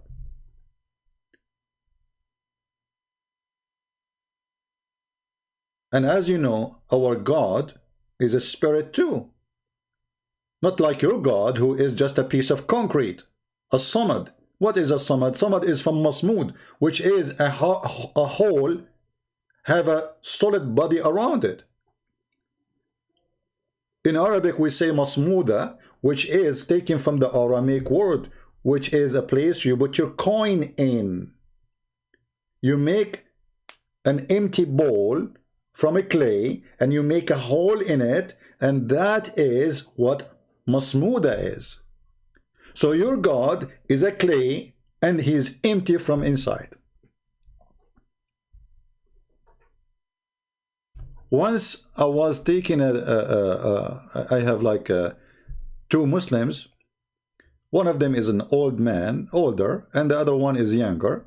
And the younger, you know, they cannot take it to see a Christian. He's like an Arab Christian. They cannot take it. So right away he started to argue about religion. So we are eating, you know, and then he says to me, you know, I have a question for you about Jesus, you know. And the old guy, he said to him, don't go there. Let us eat. We don't want to talk about this. The younger one, he insists. I said, that's okay. Let him ask. So he said, if Jesus is the Son of God, how come his father let him be killed? I said, well, you got a point there. You get a point. If Jesus is the Son of God, how his father let him get killed? But look what happened. And I said to him, but according to you, Jesus must be then the Son of God. He said, how? He said, you just told me if he is the Son of God, his father will save him. Isn't it? This is what happened in Islam. If he is the Son of God, his father will save him. But this is what happened in Islam. God saved the Son. So your logic always works against you. And we Christian, we don't believe that God, he killed himself. That's a lie. There's no verse in the Bible says such a thing. You are fabricating news about the good news. This is how Islam can survive, by making gossip against the Bible. Gossip, lies, fabrication.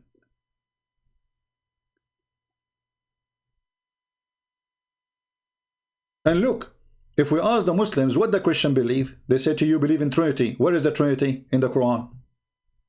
Any Muslim can show me the Trinity in the Quran? The Trinity in the Quran is the most confusing, stupid Trinity ever. According to Muhammad, the Christian believe in Jesus and his mother and Allah. That is the Trinity. But there is no single Christian believe in that. And not only that, Muhammad, he is so confused to the point he say this. Look at this. This is a chapter 5, verse number 72. It says that the Christians, they disbelieve those who say that the Messiah is Allah. Well, if the Messiah is Allah, so what is the Trinity?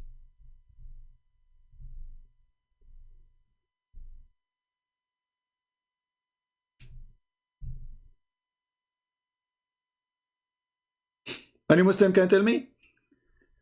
The verse saying, those who say the Messiah is Allah is kuffar. Surely disbelief. Who say, Lu, Allah is the Messiah. So who is number 2 in the Trinity and who is number 3?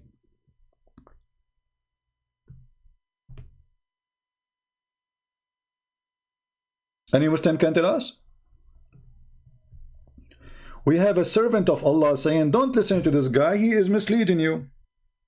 Yet you cannot refute me, my friend. Is that how misleading working? You cry like a baby, but you cannot refute me? Get me busted. If the Messiah, according to the Christian, is Allah, so who is the second person in the Trinity? Any Muslim can tell us?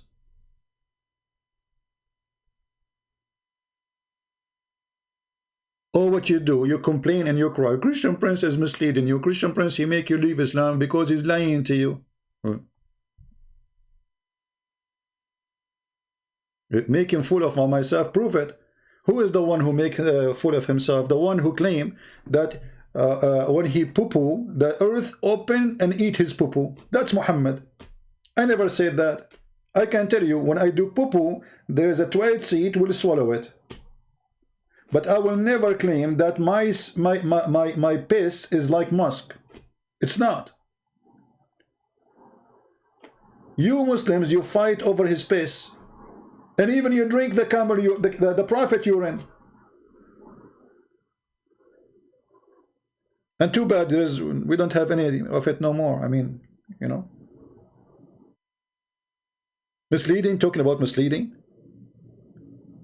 So, if the Messiah is Allah, who is the Trinity?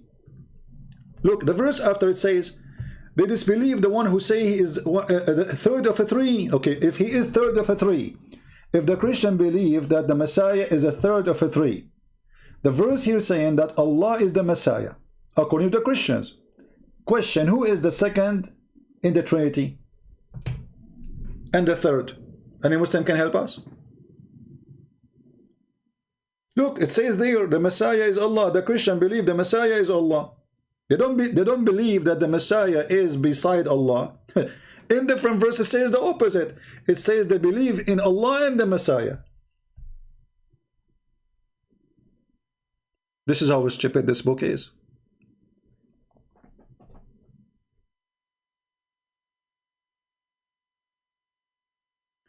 The verse after it here, in verse number 75, chapter 5, it says that the Messiah is a messenger. All messengers before him, they die. Look at this. Messenger like whom passed away. But did Jesus pass away?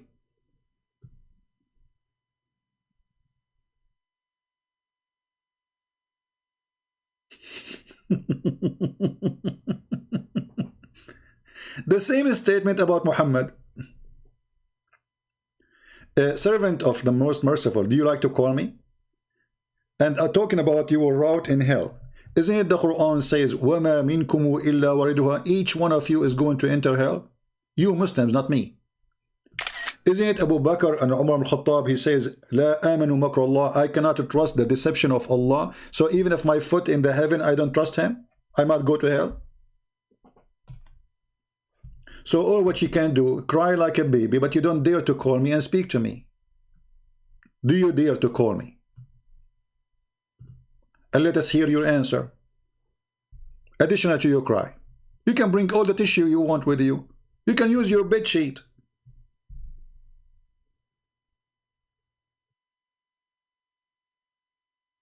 Do you want to do that? Or you want to stay crying? Play victim.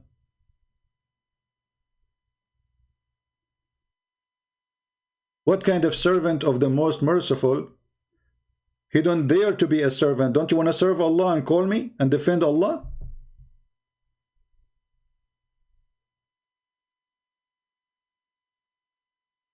I am the agent of the Dajjal. Let us talk about Dajjal then. You see, you are inspiring us to laugh at Muhammad.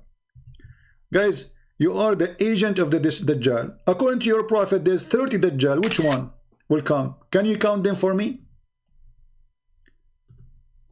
There's 30 men, they will claim to be the Messiah. Why everybody want to claim to be the Messiah? Nobody want to claim to be Muhammad.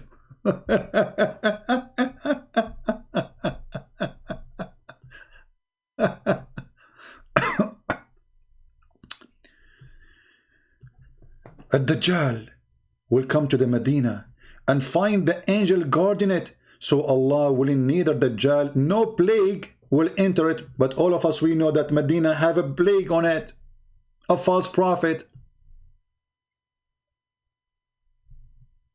He claimed that no plague can enter the Medina, and Dajjal cannot enter the Medina. Go check right now in the health department of Saudi Arabia about plague in the city of Medina. Is Corona now in Medina? Is Corona now in Mecca? But Muhammad, he promised you that such a disease will not enter. A false prophet, and this is Sahih Bukhari. Don't tell me it's weak.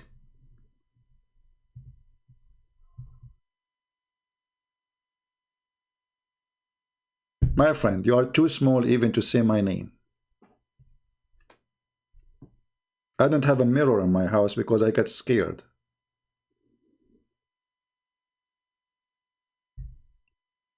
I go like I look at the mirror like, what the heck, I'm going to leave. I cannot stay, you know.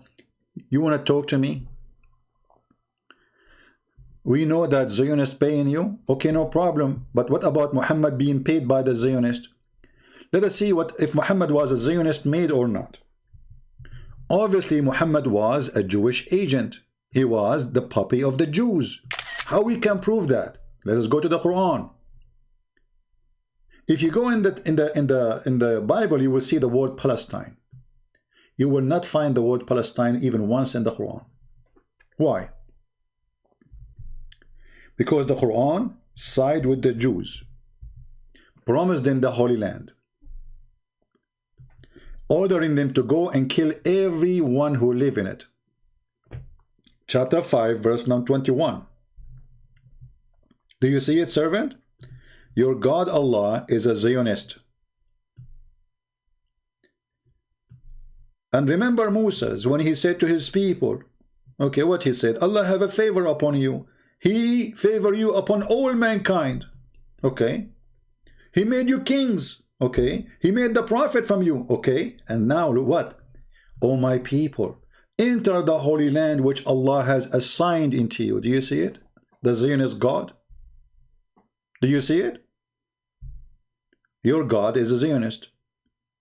He's the potato of the Jews.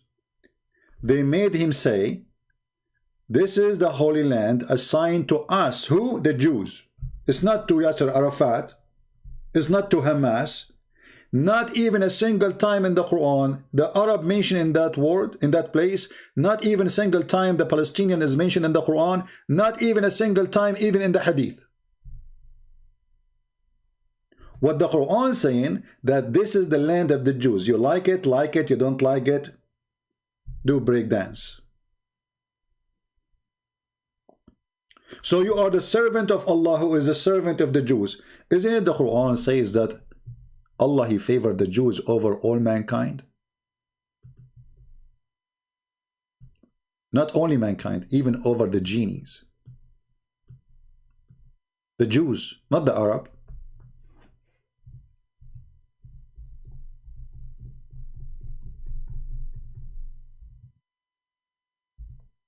Look at this. Look at this. Your God is a Jewish made person. Chapter 2, verse number 47. O Jews, O children of Israel, remember my favor upon you, my special favor upon you. What is that? I favor you upon everybody else, all mankind. Translation here is false. And here they say for my message. What my message? He favored them. Change the translator. This is Yusuf Ali. Let us take different potato. Hilali and Khan. Miracle will happen now. Look at the translation, brother. O children of Israel, remember my favor which I bestowed upon you. I preferred you to al-alameen, mankind and genie. And between two brackets, in the time of period in the past, where it says that, it's a lie. It doesn't say in the past. فضلتكم. I favored you. To make it like, okay, they lost their favor, you know, because later Muhammad, he flipped on them, right? So But it doesn't say that in the Quran. That's why they put it for you between two brackets. Do you see it? The Quran all over says Allah, He favored the Jews. Question, why? He's a fool. Don't he know that Jews are supposedly, according to Islam, isn't it the Jews, according to the Quran, that are the most enemy to Allah? So how come Allah favored them? He was a fool?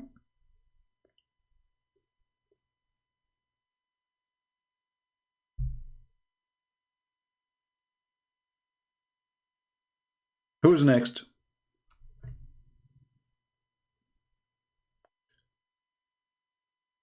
This is chapter 2, verse number 47. Those things exist in many places in the Quran, not only in one place, you know. This is not only one place deal. The Quran many times, it says it clearly, like chapter 2, verse 122, as an example. Chapter 45, verse number 16. And actually in this one, it says it clearly that the prophethood is coming from the Jews, not from the Arab. Look at this. We did aforetime grant, what aforetime? Let us change the translation. I mean, that's a stupid translator. Aforetime. This is Hilali and Khan, Muhammad. Indeed, we gave the children of Israel scriptures and the understanding of the scriptures and its law and the prophethood.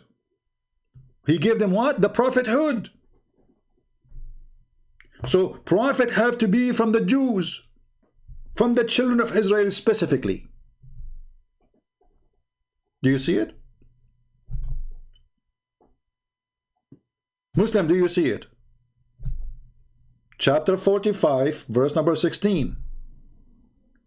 The prophethood is from who? From the Jews, not from my people, the Arab. Do you see it? And in the top of that, I preferred you above all mankind and even genie. And then again, between two brackets, making jinns, and for the time and period. Where it says that? Where it says in the verse, period of time? Where it says that? It says here, فَضَّلْنَاكُمْ عَلَى الْعَالَمِينَ فَضَّلْنَاهُمْ عَلَى الْعَالَمِينَ. Where it says, for period of time, coward liars. If you change the translator, you will find that those words disappear. Period of time. They put in two brackets to correct Allah. Allah, this is, you know, people will get confused now. What are you talking about? You favor the Jews? Don't say that. You should say, can't Allah, He says, for a period of time. Why are you adding it? Why you are adding something to the verse, it is not there? Because you are a liar. Look, we changed the translation. We did not change the book, just a translator. Both are Muslims. And exalted them above the people of the whole world. Where is the past for a period of time? It's gone.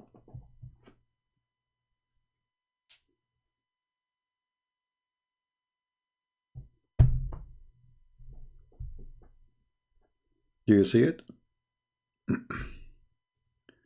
Watch my back? I know it. You like to come to men from their back, don't you? You are one of those who like boom boom with men. Get lost. Watch my back, you coward, son of Muta.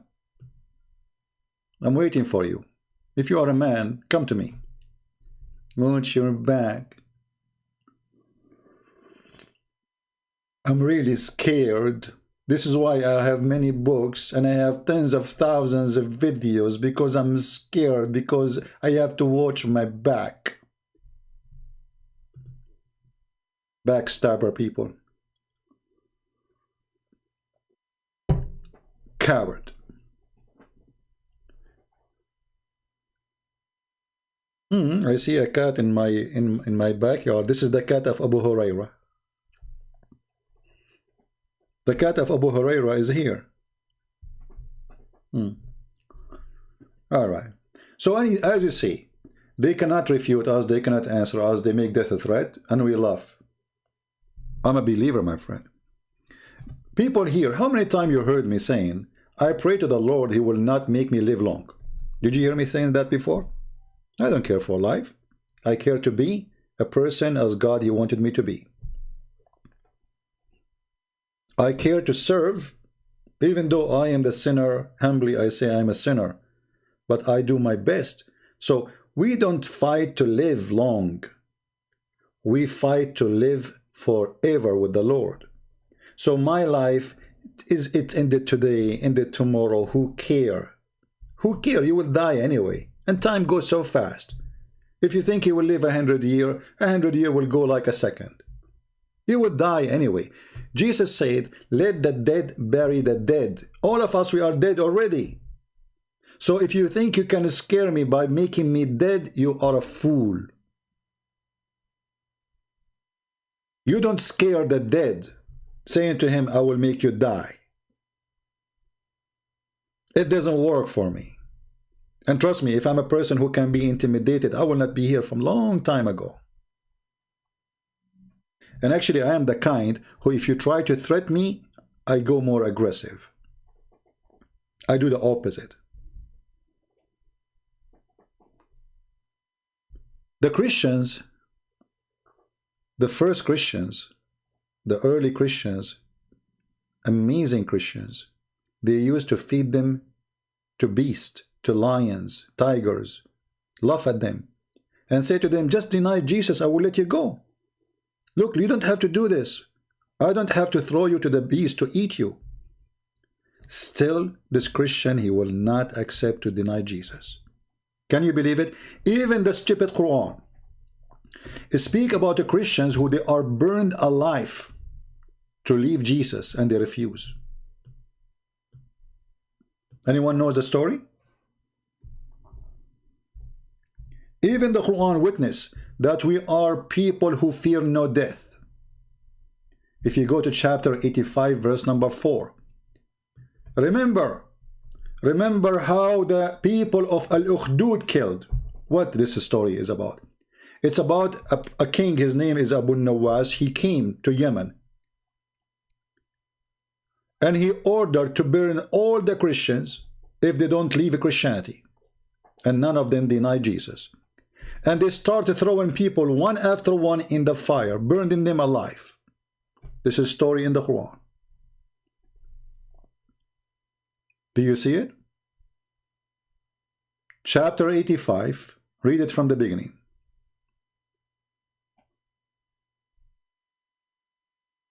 And the Quran calls us believers.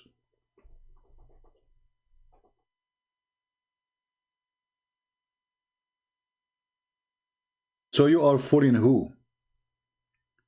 We are the people who they throw them in the fire and we do not deny Jesus. The one who keeps saying reference, please. Don't you see the screen? Are you blind? It's in the front of you.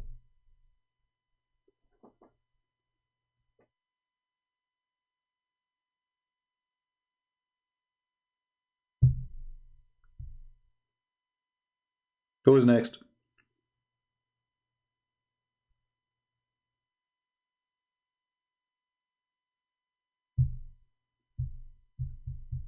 I say to you, you better watch your back, not me. For Jesus is coming any time. And then let us see who can protect your back. Your false prophet, he says that the Messiah is very soon coming down. And until now we are waiting. False prophet.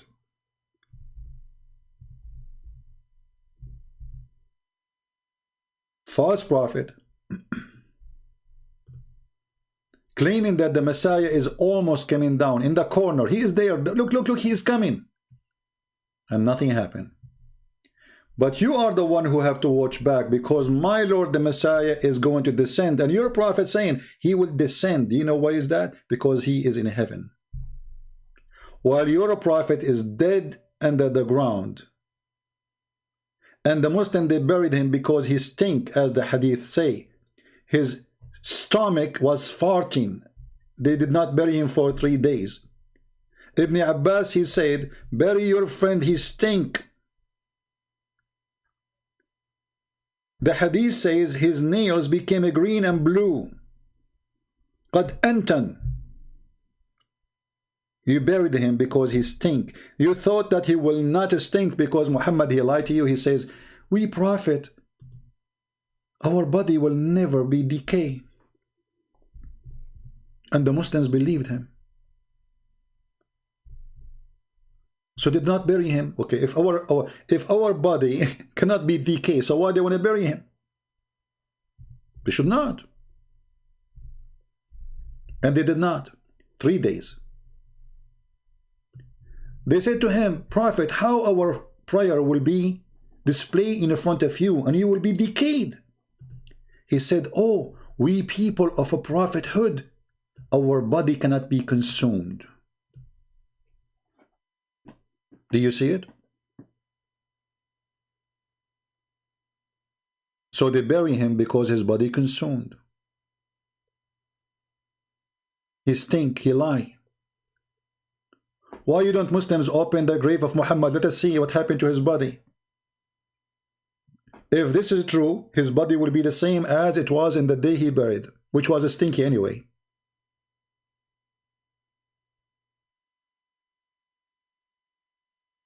Right?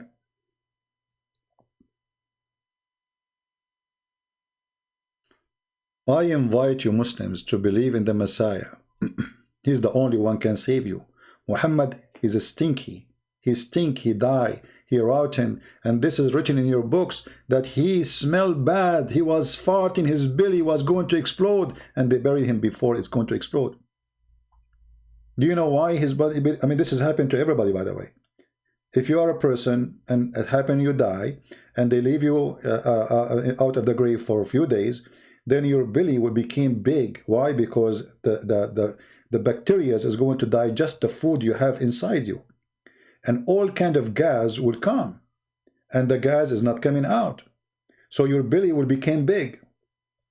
And then you will start farting every few minutes. The gas cannot be held inside you, and the gas will coming out from your anus. So Muhammad, he stink. It says in the hadith, قَدْ رَبَى بَطْنَهُ. Who is a Muslim when I say to me, this is not true? That I'm making things up.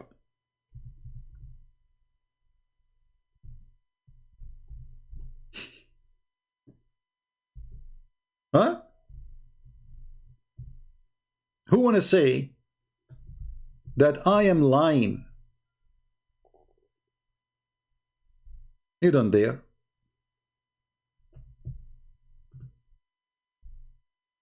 قَدْ رَبَى بَطْنَهُ وَقَالَ إِكْرَمَةً. And Ikramah, he said, blah, blah, blah, blah, blah, blah, blah, blah. At Ibn Abbas, he said, إِنَّ رَسُولَ اللَّهِ يَأْسَنُ كَمَا يَأْسَنُ الْبَشَرُ. The messenger of Allah, he stink as all human beings stink. He what? He stink? Yes, my friend, he stink. As all human beings, they stink. So you're a prophet when he says, oh, we are the prophet, our body, nobody, you know, our body will not decay. He was lying.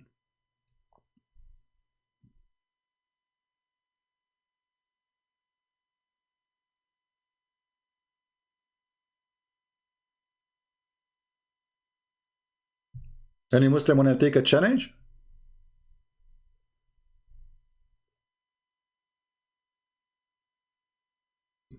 And the Muhammadan who mentioned to me the name of this Fifi and Mimi, look at them, they don't dare even to talk to me. Who is the one who's afraid? I am willing to call them right now. They are not willing to take my call. So who is the coward? Who is the coward? So don't mention to me names of kids. If they are, if Mimi Hijab, he promised the Muslim to debate me. Where is the debate? I called him. I am the one who called him. He hung up on me more than 6 times, and then in less than 3 minutes, we did not debate. He played a video. Did you say that? Did you say that? Coward. You don't have any person exist in this earth he dare to debate me. And I'm here for it.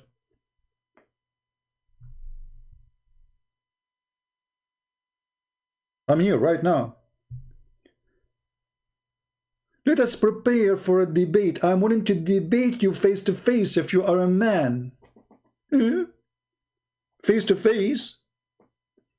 Why you want to do what face to face? What is it? What difference is going to make face to face or bump to bump or shoulder to shoulder? People, they want the answer.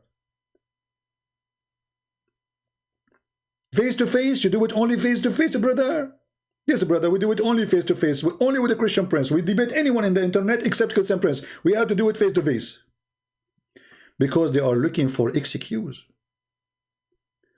If you remember, there was a guy in the Philippines.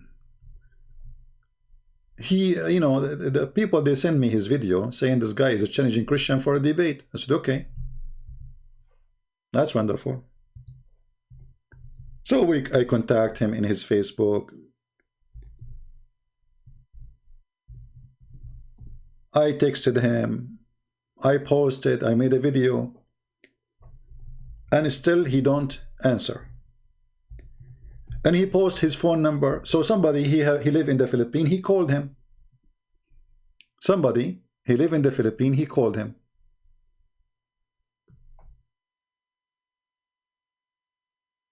And we spoke to him over the phone. What he said to us, if you see what he said to us, you will die laughing. The same comedy. They knew they are no match.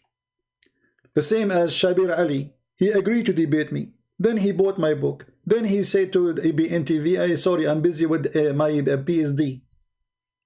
He's busy. I mean, what you can do? The guy is busy. Hello? They are busy. Hello. Let us see where is the story about Rashid in the Sun.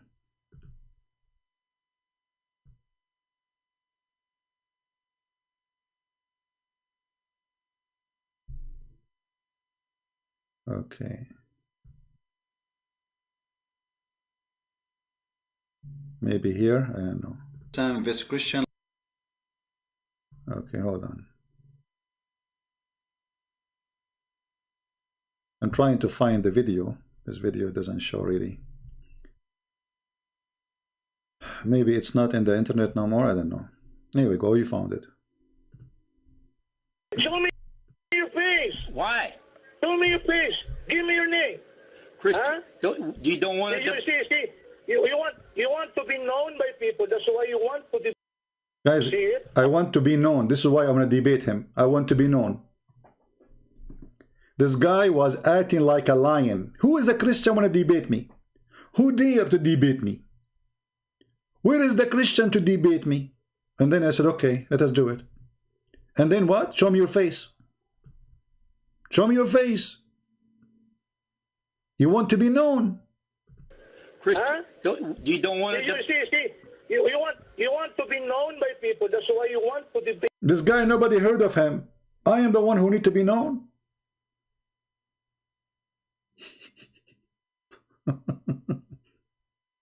Who are you? Me. And you accuse me of a lot of bad things. If you're a Christian, if you're a good Christian, you will not be like this. See? If you are a good Christian, you will not be like Christian Prince. So the Muslims, they make fun of you for being Christian. The second you became like Christian Prince, they ask you to become a Christian again. Do you see the stupidity? They make fun of you for being a Christian 24 hours, 7 days a week. A Christian believe Jesus is God. Okay. Now he's saying, you're not a Christian. If you're a Christian, you act like one. So the second you are spanking their lies, getting them busted, they say to you, you are no Christian. But I thought it's not good to be Christian anyway. Why you want me to go and become a Christian? You accused me a lot of things. Well, you keep saying to me, you keep saying in the video, give us donation, give a donation, give a donation, give a donation, donation. So if this is not about donation, so it's about what then? Here we go in the debate. Fooling those Muslims, making yourself a scholar, and you are a potato.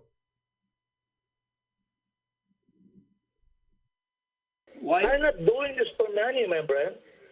How come you accuse me of everything? Nobody accusing you nothing. You want to debate? No, you accuse me. I read. Someone sent me your. See, he read all my posts challenging him, and yet he don't dare to say I will. Until we call him, we have to call him by phone. And if this guy is not living in the Philippines, he call. I will not be able to go. I don't call people anyway. That's strange. Why didn't you answer? Why didn't you answer? How can I, brother? How can I? So Look. I had debated an American here. He debated an American. Okay. You want to see it? I'm not. I debated a true American. A true American. He debated a true American. A true American. It's a miracle, a true American. You believe it? Why you debate a true American? You want to debate me? Explain. Born American. Unlike you, you're not American. Because you have an accent. What this? He will not debate me because I'm not a true American. I have an accent. I mean, that's logical. I mean, they debated a true American. Like, those people, they are possessed with white men. They think they are coming from the sky. A true American. Someone looked like Donald Trump. You are not your Donald Trump. You have accent. Actually, he's scared of me because I have accent, because I am an Arab. He's terrified. Well, why don't you want to debate Christian Prince? I will debate you. My condition is I want You have condition. Okay, what the condition? to see your ugly face first. I want to see your ugly face first. I want to see what? Your ugly face first. I want to see your name. I want to know your name. We will arrange everything. I debated. There are at least 3 times I have experience in Paltalk. Okay? Good experience. Well, calling you on the phone. Let us debate over the phone. We forget about Paltalk. Anyway, a bunch of kids. No, he knew that the caller is not. And then I speak to him too. He's a coward. Anyway, potatoes. So my friends, all of them, they have the same excuse. But the real excuse is Islam is invalid. Islam is so silly. If you are a person who know nothing about Islam, they will be lining up to debate you. They will be fighting over debating you. They will be like in competition who want to debate you, who want to talk to you. Especially if you are a girl and you have a good looking face. Man, the Muslims will be dying to debate you.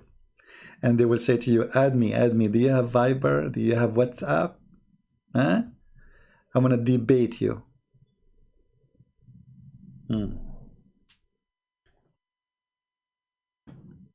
That is Islam. So anyway, my friend, they cannot debate us for a very simple reason. Not because of me, but because we have the truth, and the truth is Jesus. When you want to debate a cult, the first thing you need to do before you go to war with the devil, what do? You don't go and say, devil, hey, I want to fight you. You have to be ready. You have to prepare yourself. You have to be armed. So you have to be armed by 2 things. Knowing your religion, your belief, if it's a religion, it doesn't matter what religion is you are believe in.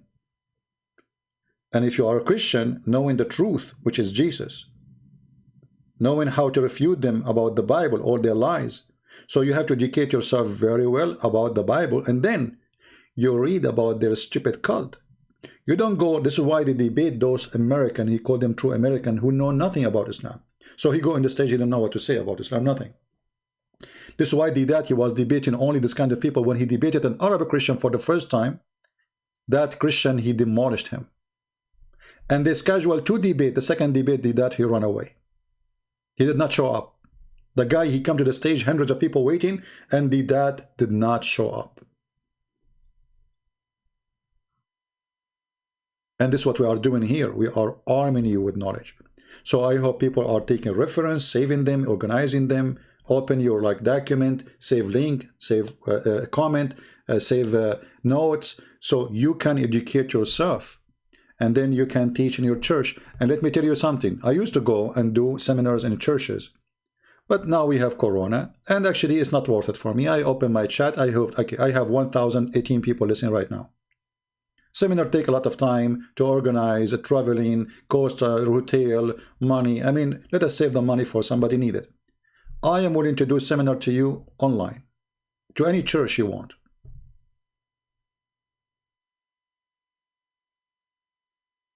Even if it's a smaller group, especially if they are people who they are teaching in the church, which means they are priests or they are ministers. I will be happy to teach them. I will make a special class online, blocked one for those people, so we can educate them about how to refute this garbage.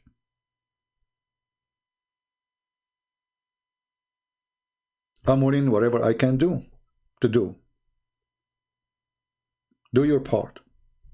They are trying to target your children's, trying to fool them. They have millions of videos. They spend a lot of money. You see, we don't have people who support us, like organizations support us, etc. They have organizations. They have government supporting them. In our case, everyone is against us. YouTube against us, Twitter against us, Facebook against us. Everybody is against us.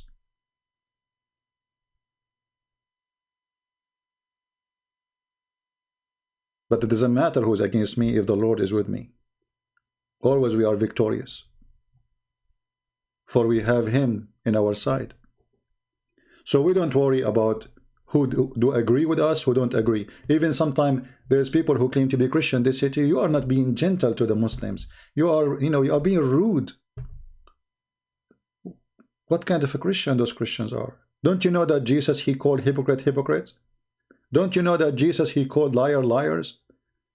Don't you know that Jesus, He called them evildoers? Who told you that Jesus was not rude with them?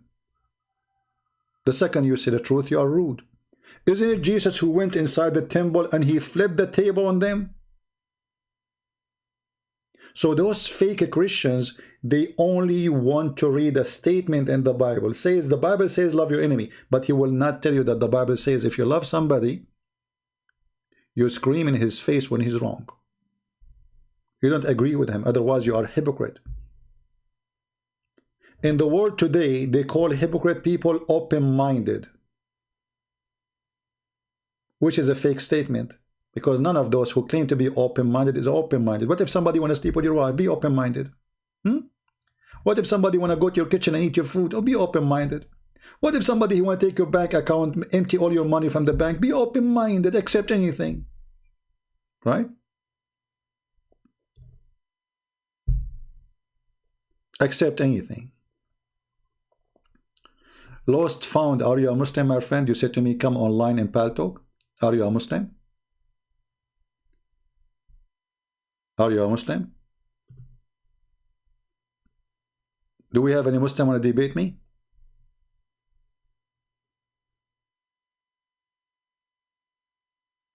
Anyone?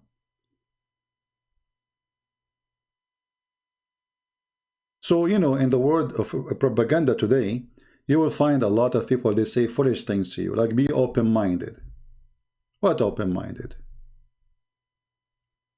Nobody in this world, you know, like, I don't want to talk about politics, but, you know, they say to you, like, okay, open the borders. But those themselves who say open the borders, they have fence around their house.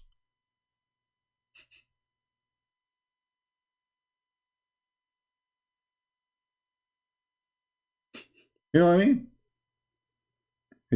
Hypocrite people. Those who don't want to dig for oil, they are driving the most expensive cars, like Joe Bite Me. What kind of cars he's driving? Or you don't drive, he have driver. See how much money they are saving? What kind of cars all his Secret Service they are driving? Are they the small cars with 4 cylinder or V8? So they say things and they do the opposite. And they say to you, we need to save energy. This is how the world we live in today. You know, everything is upside down. They give you a speech about supporting the poor, but none of them is a poor. All of them, Republican, Democrat, doesn't matter. You know, Trump, he speak about defending the poor. He want to give them $600. What $600, you idiot? How much money your daughter she spent over the tips in the table? $600, and now they will make it 2,000. What 2,000 would do? Hypocrites. And they are fighting over who wanna give more, supposedly.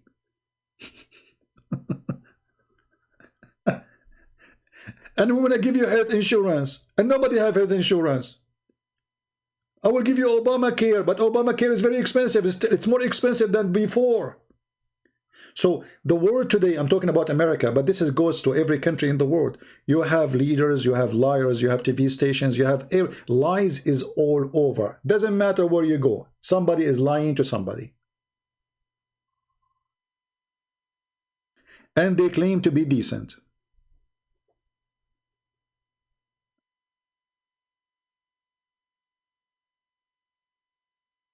Somebody saying, welcome to capitalism. This is not capitalism. This is deception. You see, capitalism is there is a person, he's rich, and there is somebody is a poor. I understand. Somebody is a businessman making a lot of money. Somebody is working for the businessman. I understand. And I am not a supporter of communists too, because communist is evil too. But you don't lie about the truth. You don't provide us with false dreams and false promises. This is what Islam does. Islam is a form of capitalism. And Muhammad, he promised you to be rich in heaven. He deceived you by money. Even Muhammad, he says to you clearly that you will be more rich than 10 kings, 15 kings, 20 kings.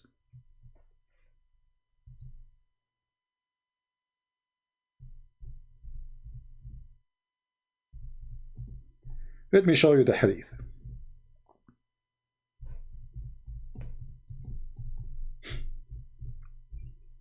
All of them, they are like Muhammad. They promise you before you elect them that they will make you rich as a king.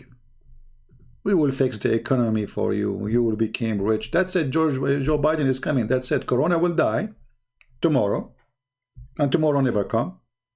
And we will have amazing economy tomorrow. And then you will see the gas price right away is going crazy. And you are going to lose your job. But I will make you rich. Just wait. Don't worry. Tomorrow. A person who came to Allah. And this is the last one who entered heaven. Read carefully.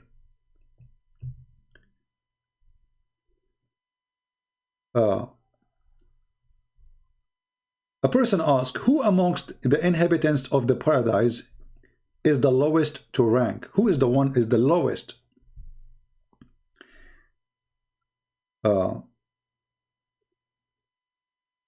What Allah he will say? Here Muhammad is talking about a conversation. He said, Allah he said, it would be a person who admitted into paradise the last of among those who receiving the paradise. So the last one who entered paradise. The last one in the list.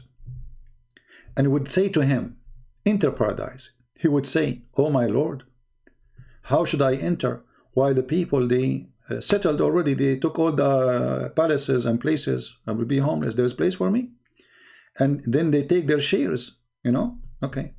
It would be said to him, would you please, if there will be like the kingdom of king amongst the kings of the world? He would say, I'm pleased, oh my Lord, oh Allah. And then the promises continue. He would say, I'm pleased. I'm pleased. Okay. So Allah, he says to him, for you is that. And like that, and like that, and like that, which means he's multiplying now. So you will be richer than a king's, more than 5 and 6 and 6, 7 and 8 times. And then the guy, he will say, enough, enough, Allah, that's enough. This is how the devil can deceive you. And this is how they make you vote for them. It's always the same strategy. Give you false promises and make you believe that we are serving you, we are working for you. Nobody working in government because he loves to serve you. They are working for their glory. Doesn't matter who, Democrat or Republican, or any government in the world. But all of them, they want to share an idea with you. We are Muhammad. If you serve me right now, if you became my slave, when you die, I will reward you. And in the world today, they want you to die for them, to vote for them, and you will stay as a fool voting for them again and again and again. They lied to you before, still you believe them, for you are a fool.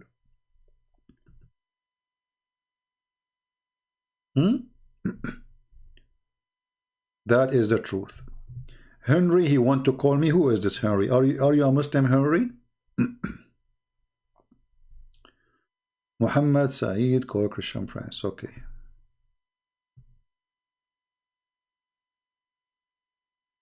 I wanted to challenge you. Okay, are you a Muslim, Henry? Why you call yourself Henry if you are not a Muslim? Are you a Muslim? I mean, if you are a Muslim, you don't call yourself Henry. All right, I will open my pal talk for Henry. Just for you, Henry. I will not accept anyone else.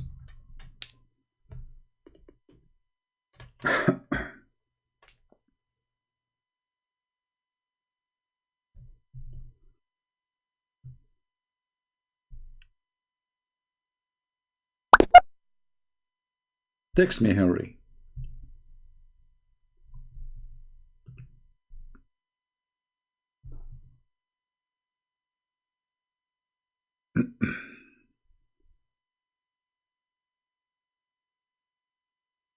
Okay.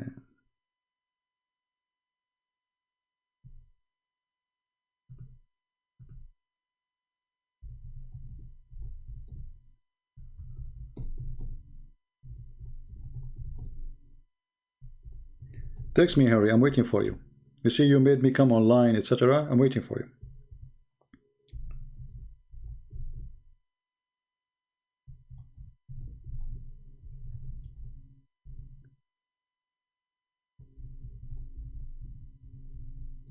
So all this time you are saying, I want to talk to you, I want to talk to you, and you did not text me?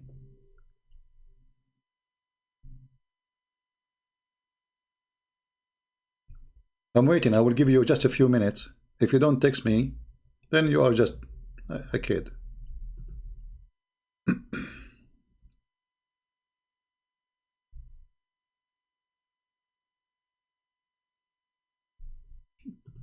I'm waiting.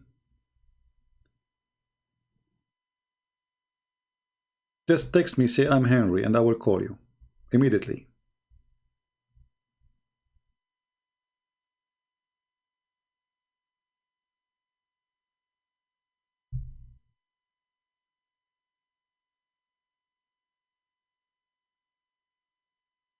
Are you there?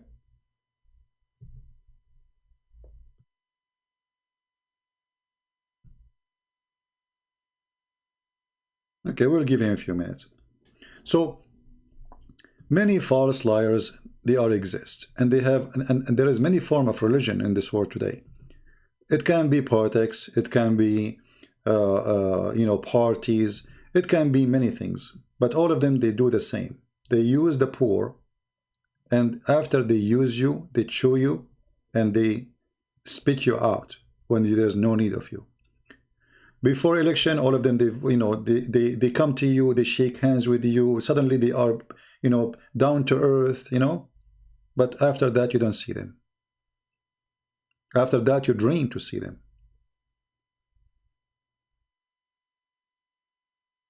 Do we have any Muslim? My pal talk is open. Anyone? He's a Christian, so why he wanna call me and debate me?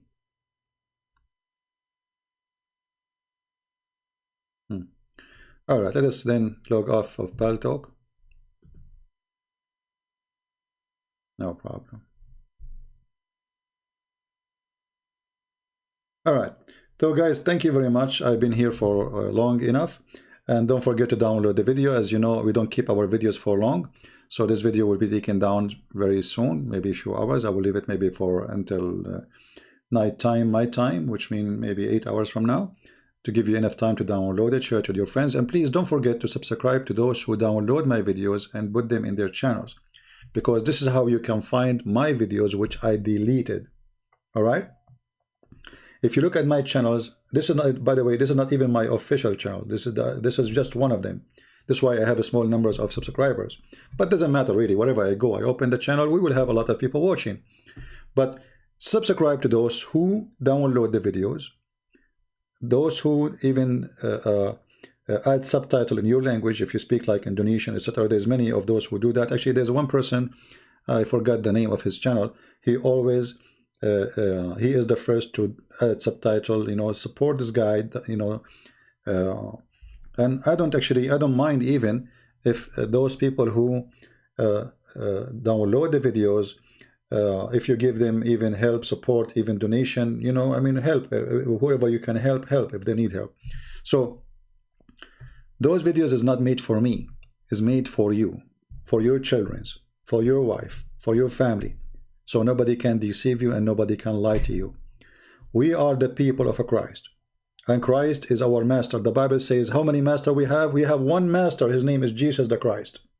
No other master, no president, no government, no Muhammad, no Islam, no atheism, no communism. We have one master. His name is a Christ. And why he's our master? Is that because he's scary? Is that because he is a criminal? Is that because he's a killer? But no, because he loved us. For God, he loved the world. He sent his only begotten son.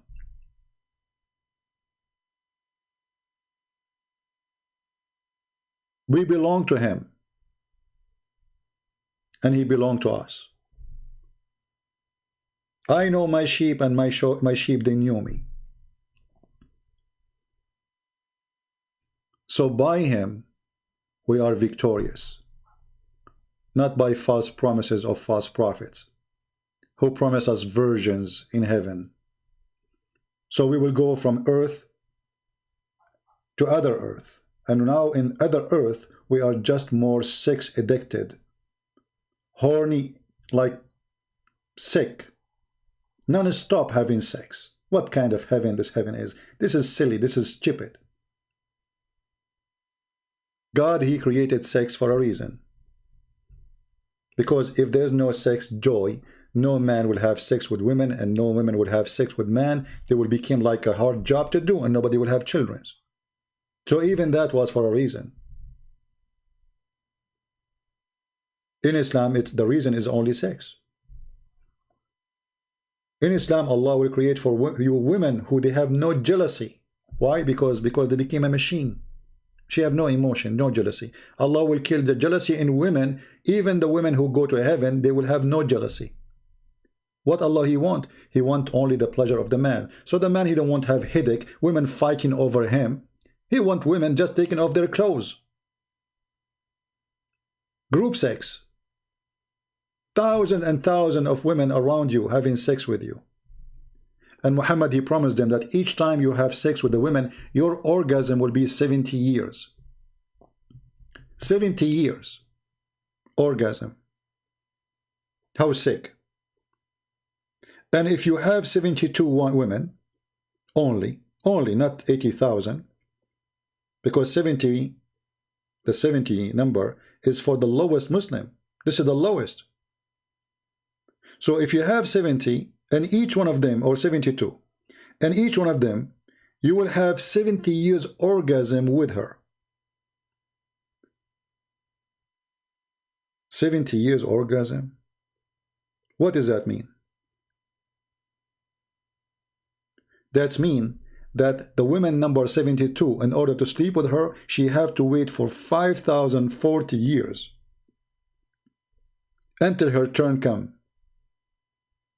So if your husband, he slept with you today, you have to wait for 5,040 years, and we did not count the time of sex, we count only the time of orgasm.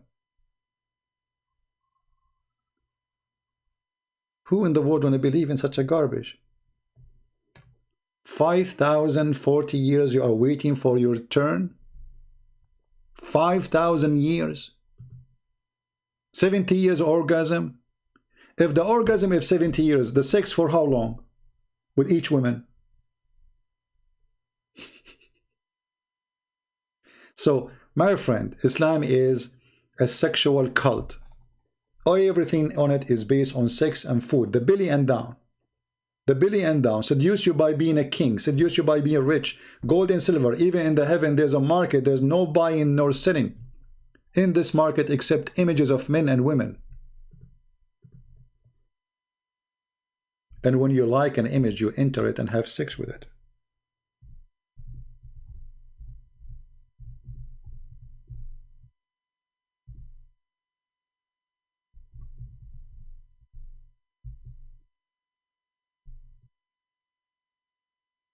Muhammad, he said, and we will finish our video with this. And again, we said we will make short video. This is how short my videos are. Very embarrassing, isn't it? The Prophet, he said,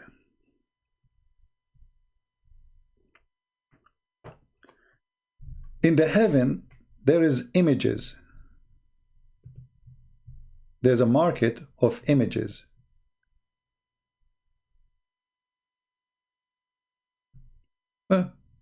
I mean, like a gallery, you know, gallery, art. Allah is artist, hippie. Indeed, in paradise, there is a market which there is no buying nor selling except for images of men and women. So whenever a man desired an image, he entered. Muhammad even promised you to be a homosexual. So in the heaven, there is images of what? Men and women. The customers are what? Are men. So the man, whoever a man, he liked the image, which is images of men and women, he entered to have sex with it. This is religion. Is this a religion? Virtual sex magazine. Images of men and women. You go, they open, you give you a magazine. You flip the pages. Oh, this guy, oh, he looks so good. So you jump with the guy and you have sex with him. This is God. Somebody saying that the hadith is da'if. Oh, well, okay. This is Sahih at-Tirmidhi. How the Tirmidhi is Sahih and it's da'if. If you search right now, what are the books of authentic? Is at-Tirmidhi one of them? Let us see.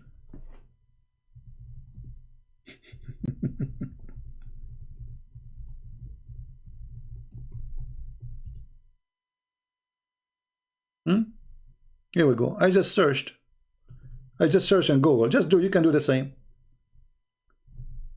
Kutub as-Sitta, the 6 authentic books. Sahih al-Bukhari, Sahih Muslim, Sunan Ibn Dawood, at-Tirmidhi. You see at-Tirmidhi? Look. Here we go.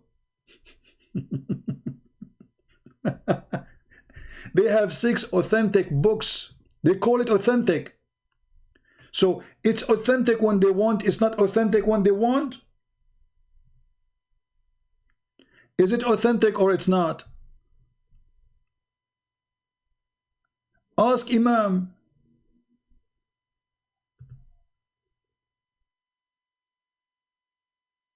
Ask the Imam, brother. Here we go. They have it for you in the shelf. Sahih al-Bukhari, Sahih Muslim, Abi Dawood, An-Nisa'i, Ibn Majah. Where is it, Tirmidhi? Where is the 6? Ah, here we go. At-Tirmidhi, we miss it. Here we go. You see it?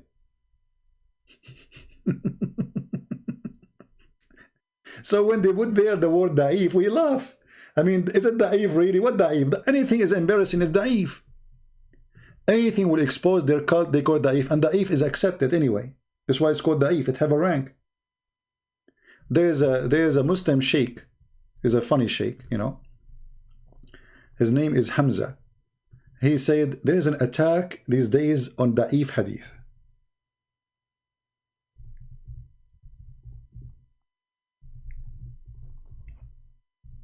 And he says da'if hadith did not flunk. It passed. It passed.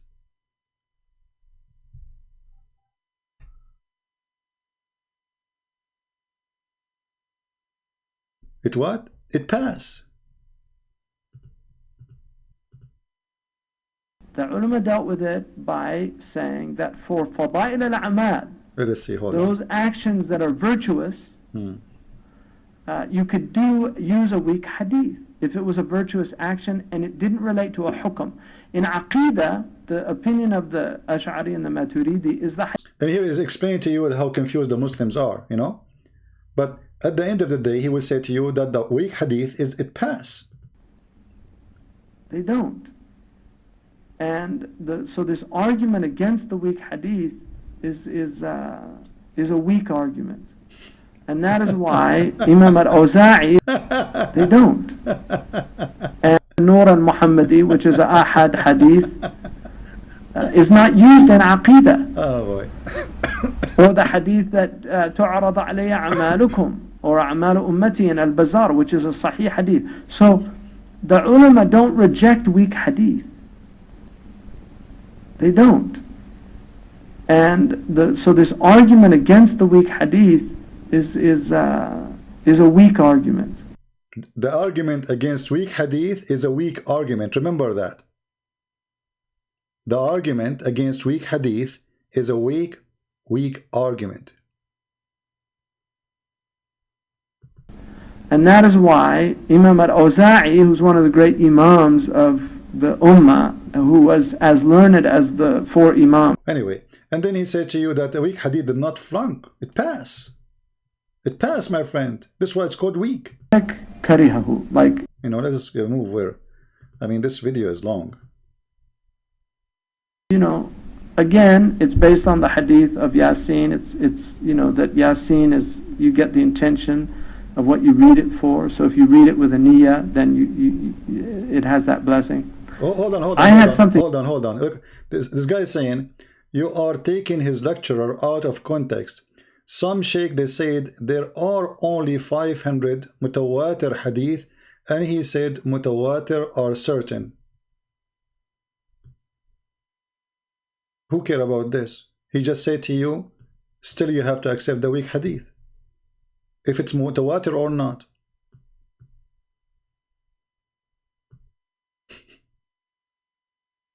He said any hadith, it is not connected to aqidah, which mean an ahkam, which mean capital punishment or like go in the core of the belief. It doesn't matter even if it's a weak, you have to take it. That's why it's called weak, because it passed. It passed. It did not flunk. And he's just like, you know, he's really in a nice state. But, you know, something got stolen. I was on a train, and... As an example, you Muslim, you quote for us a hadith that your prophet, he said that in the last sermon, there is no white, no black. Are you there, Abbas? Can you show me the reference? The authentic reference? Can you show me the authentic reference?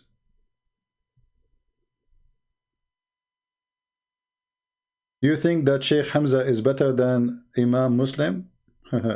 First of all, you don't have the book of Imam Muslim. This is how stupid you are. You said in the beginning of the book of Imam Muslim. Where is the book of Imam Muslim? Look at those jokers. Where is the book of Imam Muslim which says what you are saying? The books you have today, they claim that the student of Imam Muslim and the student of Al-Bukhari, they are writing about them. Those are not their books. You don't have Al-Bukhari. You don't have Muslim. Do you? Who wrote those books?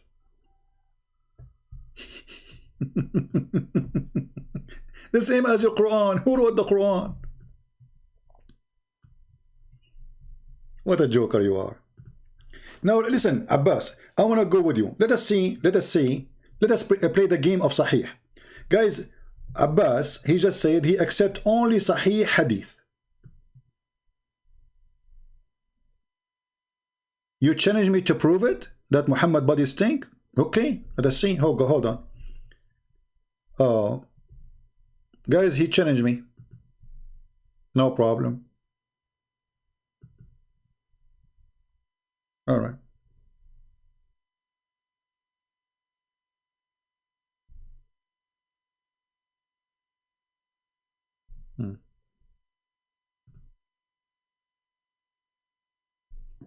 Are you ready, Abbas? Do you want to call me Abbas? Do you like to call me? I will have it for you ready in a second. I challenge you to show me that the Prophet is thinking. Look like right away he changed the topic. We were talking about Sahih Hadith and weak Hadith, right? No problem.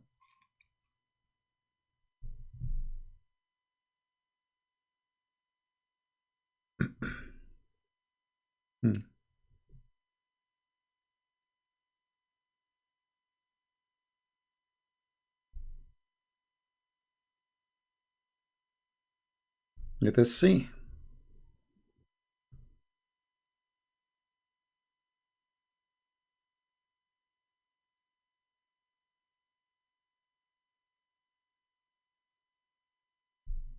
I'm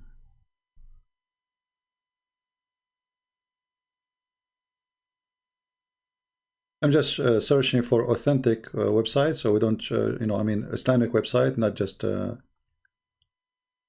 Okay, here we go.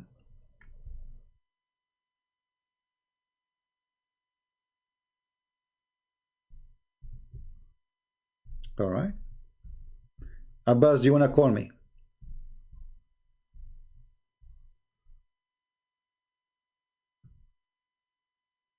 In front of everybody. Abbas, do you dare to call me? And I will show you that your prophet, he stink.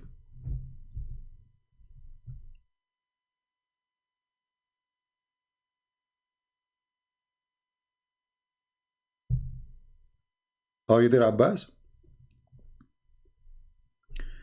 لماذا لا تتصل بزين خير الله أو على الأقل ترد على تدليسه لقد أدخل العديد من المسيحيين الإسلام. My friend, those people, they are, I don't know if this is true or not. I don't believe that anyone, they listen to them, they can join Islam. However, why you don't ask him to call me? I don't know who is this guy. I never heard of him. Who is this guy? You're asking me in Arabic to call him. No, I am in Paltalk.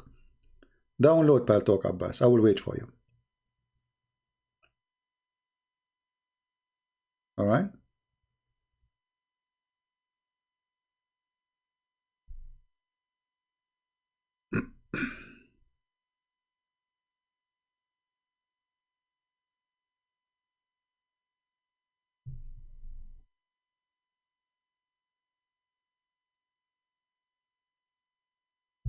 I'm waiting for you.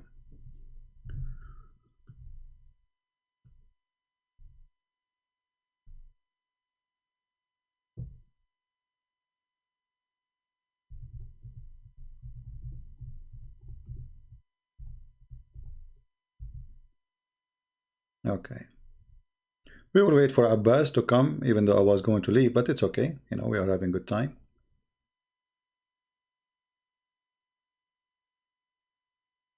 And let us see.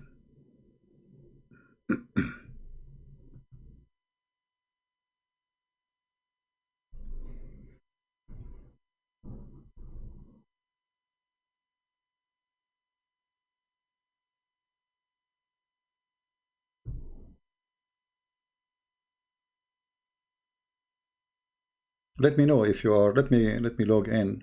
I'll talk to.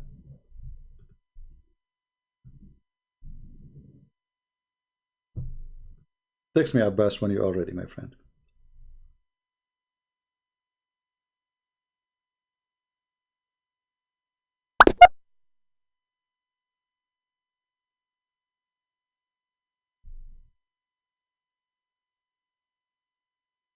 Waiting for you.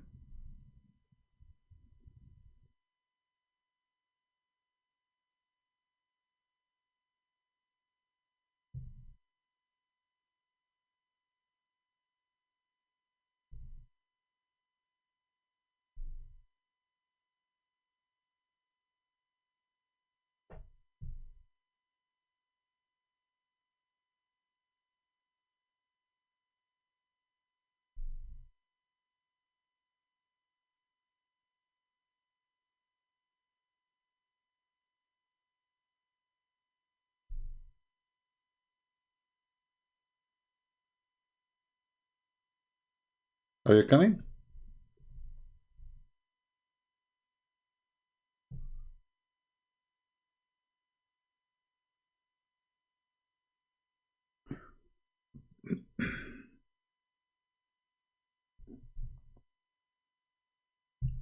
Guys, we are waiting for Abbas. We cannot download Paltalk at the moment.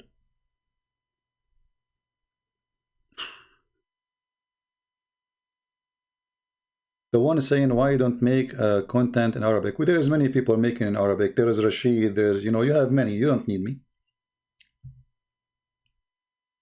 All right. Well, let us see how and who said that Muhammad, he stink.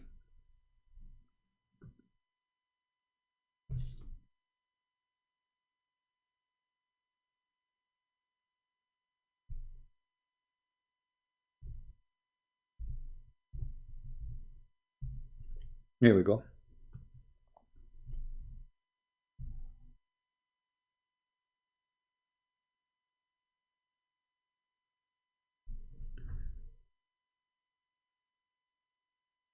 This is the hadith. The title is the problem between the Sahaba, the companion of Muhammad, when Muhammad he died. Did he die or not? Did he die or not? So look what happened. When Muhammad he died, they were not sure, like, did he die? Because, you know, he said they were expecting him to be the same as the Messiah. He will come back. Did he die or not? So Ibn Abbas, the cousin of Muhammad, or Abbas, sorry, he said to Muhammad, said to Abu Bakr and Umar, and Umar, he was screaming, saying that, oh, no way the Prophet he died. The Prophet did not die. Until even his mouth was coming, the saliva was coming like river from his mouth. And then Al-Abbas, he said to him, to Umar, Inna Rasulullah sallallahu alayhi wa sallam ya'san kama ya'san al-bashar. Wa innahu qad mat fadfunu sahibakum. The Prophet of Allah, he die and he stink the same as all human beings, they stink. So bury your friend and don't let him die twice.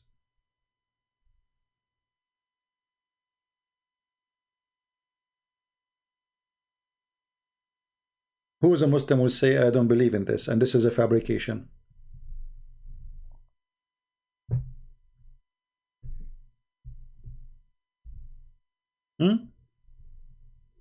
Let us go to the book. المنتظم في تاريخ الملوك والأمم. And we can find the same, you know, reference, I mean, in many places, not only one book. This is all over. What about Muhammad? He stink in different book. By the Imam al-Dhahabi, the golden Imam. Siyaru A'lam al-Nubala, volume number 9, page number 160. Read carefully. It says, Abu Bakr, he came to the Messenger of Allah after his death, and he sat in the top of him, like, you know, hugging him, etc. And he started kissing him, saying, by my father and my mother, which means I will sacrifice my mother and father for you. What a lovely your death and your life and your death. And then Al-Bahi said, وَكَانَ قَدْ تُرِكَ يَوْمًا وَلَيْلًا. And they left him there, with me Muhammad, a day and a night, حَتَّى رَبَى بَطْنَهُ وَانْثَنَتْ خُنْصُرًا, until his belly became big and his fingers, they shrink. When somebody he die, his fingers, he will close his fingers, you know. Let us translate. And again, this is your, and all the reference here, by the way, not only in this, it says, انظر الكامل لابن عدي 654 2. It is a part of a Sahih hadith. All right. I mean, they are giving you tons of reference. Now, let us see here. Let us do Google translation.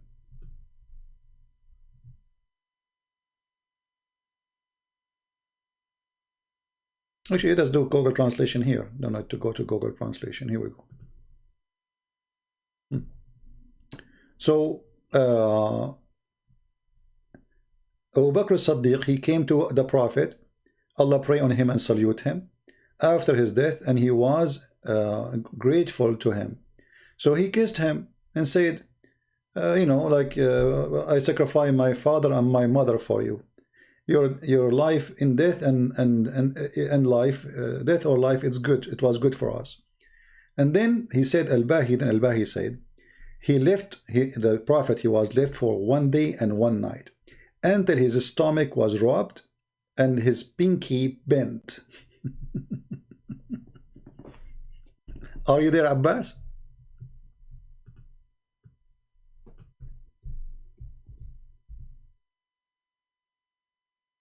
Are you there? Okay. So, you know, Muslims, Muhammadan, they can say whatever they want. They can accept whatever they want. Oh, so you know what? My screen was off. Sorry. Man, all this time my screen is off. Unbelievable. I apologize. Let us go back. I thought my screen is on. Sorry for that. Okay. This is the biography of the nobles. A'lam al-Nubala. Volume number 9, page number 160.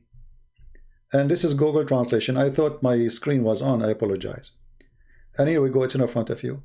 It says here, they left the Prophet 1 day and 1 night until his stomach became big. His belly, raba batnahu, became like a hill, like a mountain. And his pinky pent, his fingers, they pent. And this is what happened normally for people who they start decay. In different story, his nails became a green and blue. If we go here, this is the book Al-Muntazim fi Tarikh al-Muluk. From page number 37, doesn't give us the exact page number. You go here, it says that they were fighting over the messenger after his death. فقال العباس إن رسول الله, Allah pray on him and salute him, يأسن كما يأسن البشر. He stink like all people stink. So if he die, bury him and don't make him die twice, which means don't humiliate him in his death. Do you see it? Should we use Google translation? You can find it where it says and from the incident happened the fight or the argument between the companion of Muhammad about his death. Did he die or not? I mean, the guy, he died, and still don't want to believe that he's dead. And then Al-Abbas, he said to them, come on, bury him, he stink, don't you smell him?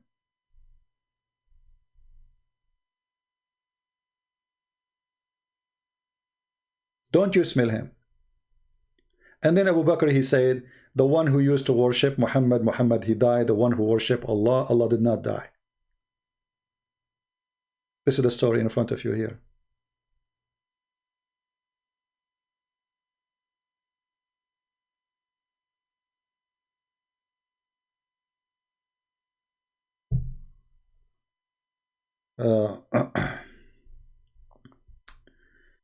Anyway.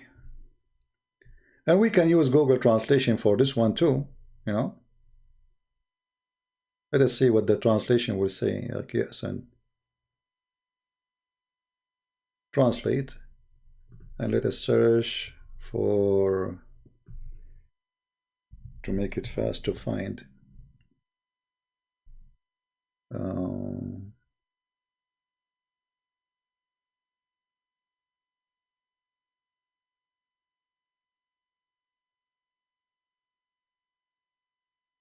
Okay, his companion, when he died. Okay, here we go.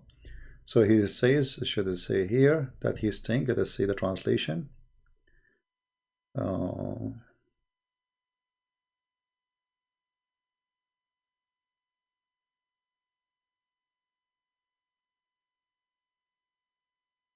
Let's see.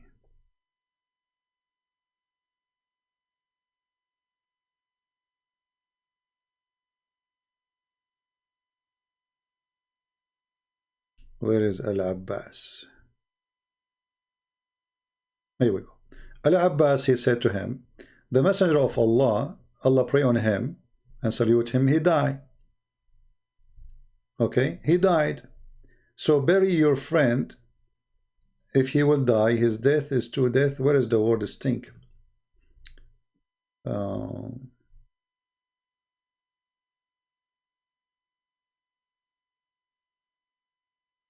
Yeah, it's not showing the word here. There's a word. It says يأسن كما يأسن البشر. I think Google could not find the translation for it. He died, so bury him. Okay, where is the word? Let us see. Hold on. We can use Google translation.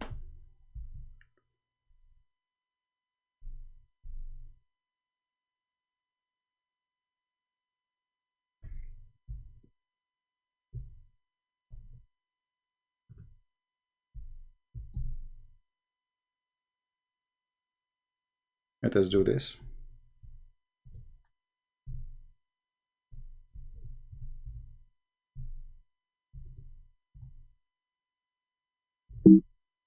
I will try to go to Google Translation, copy the text as it is. All right. So here we go. Let us go to Google Translation. Give me a second.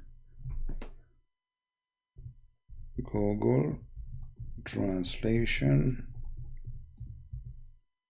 Okay.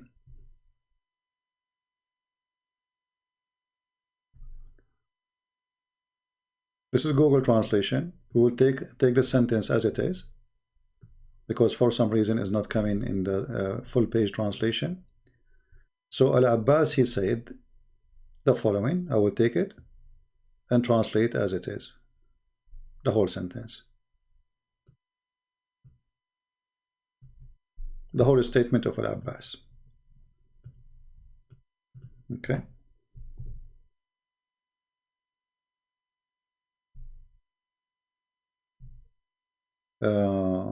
His harm away. Translation as his stink is coming as harm away. Yeah. So he's Ya'san. You see the word here, Ya'san. Ya'san kama Ya'san al-bashar. If we take the word Ya'san to the dictionary, you will see that the word Ya'san is a bad smell. Actually, we can copy it and see if we can find it in the English translation for the hadith. Let us see. Then you will see that asina is coming from the word stink. Let us see. Yes, and this is غير asin. You see, غير asin, not dirty. So asin is something filthy, something dirty, something stinky. Where it says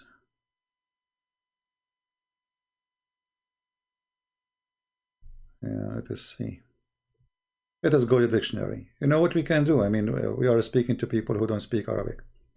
So we will take the word as it is. We put it in the dictionary, Islamic dictionary here. And we look for the word. Yes, and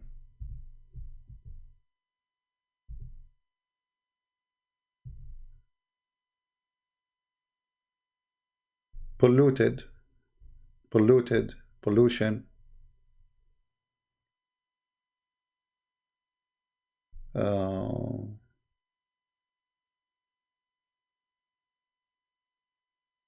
Yeah, here they are going to something. Asin, polluted, pollution. You see, this is Quran. Asin, even in the Quran is coming. So he said to them, the prophet, he is polluted. He stink. So bury him. Bury him. He stink like all human. So Muhammad, he lied when he said, "Oh, we the prophet. You know, earth cannot take us. Our bodies will not be decayed." And this is Sahih Hadith.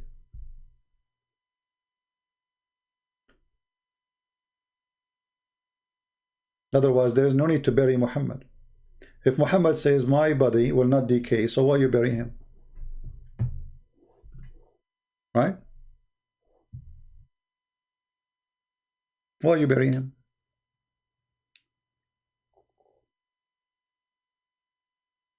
His body will not be decayed. There's no reason to bury him. And you see, remember, we are showing you your Islamic reference. And then when the Muslims, they start to deny them, I mean, how those are reference are published in your library and they are taught in your Islamic schools all those years and nobody opposed them. Now they are bad reference? Because it's embarrassing? Now it's bad? Because if it's bad, then why it's there? You should not have it. Nobody should write something bad. Why the Muslim, they want to copy a lie about Muhammad generation after generation after generation? And you put it in books, they call them books of scholars. But because today we are asking questions, they have no answer for it. The easiest way is to say, we refuse this story. Right? This is the easiest way. We deny it. We say this is a lie. Like now Abbas, he says he don't accept weak hadith. If we show Abbas a strong hadith, he will accept it? No. He will not. And we can prove it so easy. Abbas, do you accept strong hadith? Do you accept authentic hadith? Just wait to the answer. It's not Sahih hadith. Okay, I will go with you. I will go with you. Let us go with this game, guys. Sahih, Abbas saying, making a statement. So Abbas, he is saying this is not Sahih hadith. Okay, Abbas, do you accept Sahih hadith? Okay, hold on. I'm taking a selfie for you. Smile, Abbas.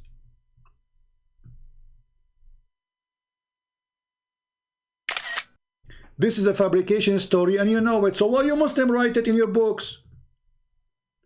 I mean, guys, have you ever heard of a believers? They write fabricated story about their prophet as it happened? You know this is fabricated story and you know it. How you know it? Show us. Show us how you know this is fabricated story. Do you have any hadith against this hadith? Saying that Muhammad did not stink? No. So how you know this hadith is fabricated? So because it's embarrassing for you, you say it's fabricated. But you have no proof. Now let me ask you. Do you accept Sahih hadith? People, watch his text. Abbas, do you accept Sahih hadith, authentic hadith?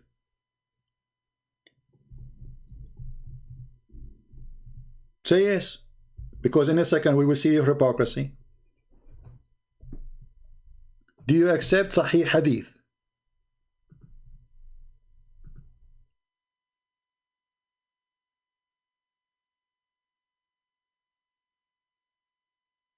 You see, the gospel, the one you call it gospel, we don't call it gospel. It's you who call it the book of hadith. You see the stupidity here? You are mentioning to me a book we don't agree upon. What does have to do with this? All of us, not a single Christian, agree upon those things. So you Muslims agree about those books all those centuries and now you deny them. Now I'm asking you, be a man. Do you accept authentic hadith? Say yes. Because either you are fighting a real fight, you accept what is real, or you don't.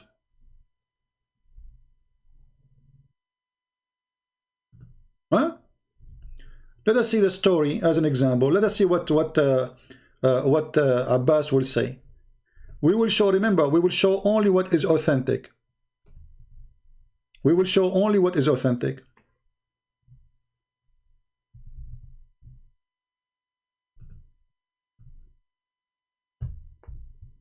Which means authentic according to Abbas.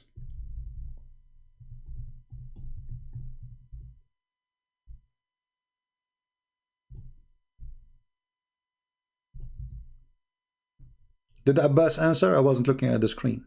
Did he answer about if he accept the hadith, Sahih hadith? He did not accept yet. Did he say yes, I accept? Abbas, are you there? I'm waiting for you. Do you accept Sahih hadith? My friend, help me, my friend. Otherwise, you are being hypocrite. You are fighting for Sahih hadith. Do you accept Sahih hadith or not? You keep saying this is not authentic, this is not authentic. So now if we show you the authentic, do you accept them? Say yes or no.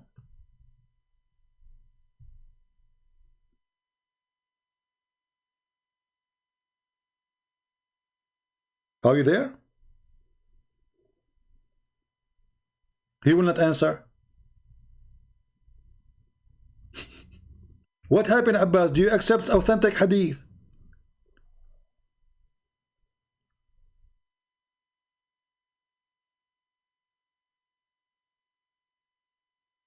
He said yes. Okay. He said yes. Where is the? Say it to me again. You Christians have written multiple gospel. That's a lie.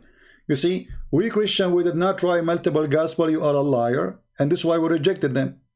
Otherwise, what we wrote, we will accept. It's us. We wrote them, right? You are saying. So you are a liar. That's number two. Number one. Number two. Now you said you accept Sahih Hadith. Here we go. Do you accept this one? That the Prophet was bewitched. Abbas, do you accept this hadith? That the Prophet was bewitched?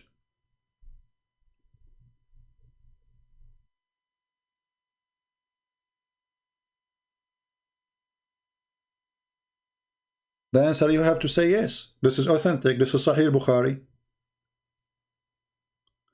So now what we learned, that the Prophet, he is a person who is an illusionate, whatever you want to call it, illusionate. He imagined things happening. So Abbas, do you accept this or not?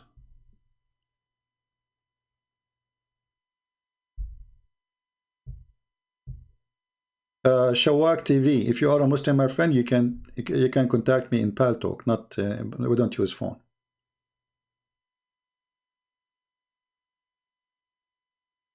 Abbas did not say he accept. So what is the drama about Sahih and not Sahih? So you are saying this is not Sahih Hadith, but you don't accept the Sahih Hadith anyway. Look how coward you are. Abbas is always driving. Don't worry about it. Abbas is always driving. He drives all the time. He drives his wife crazy. He drives his kids crazy. He's like Muhammad, and he is imagining himself right now driving. He's not driving. He's imagining himself driving. So Abbas, do you agree? This is issue need to be explained in details. I don't care, explain in details. Do you accept that your prophet was bewitched? Yes or no? So now he need to explain to you in details. A second ago he was fighting of this is not a strong hadith, authentic hadith. Now we need to explain to us in details. So what you notice now, that there's nothing for the Muslims. They have nothing. Islam is empty, because if the Sahih Hadith is not Sahih for you, then the Quran is an empty book. There's nothing in the Quran. So what do you have?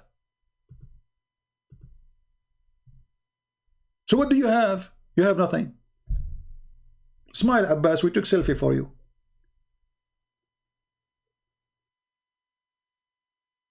So what is Sahih when they want. What is Sahih is weak when they want. What is Sahih is accepted when they want. What is Sahih, the same hadith. Depend you are talking to who. If the Muslim sitting in the mosque and Christian prince is not there, they will say we accept this hadith, but now here we don't accept this one. Do you accept that your prophet was a mad person? He imagined things he is doing, but he did not. Yes or no? This is authentic. Shauk TV saying Christianity is a scam. So why your stupid prophet, he promised us to go to heaven? You're a prophet. Let us see who is the scam.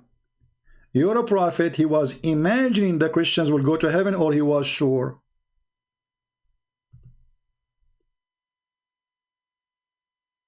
This hadith is false.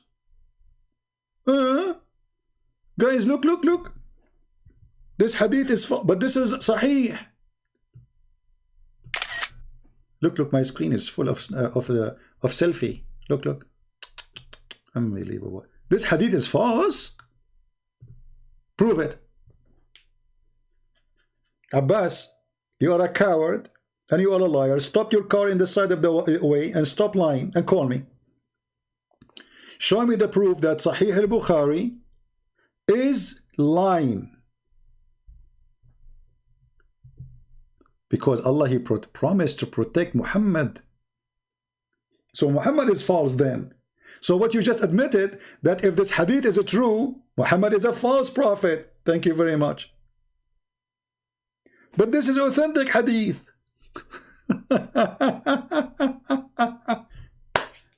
Do you see? He admitted that if this hadith is true, Muhammad is a false prophet. But this is authentic hadith.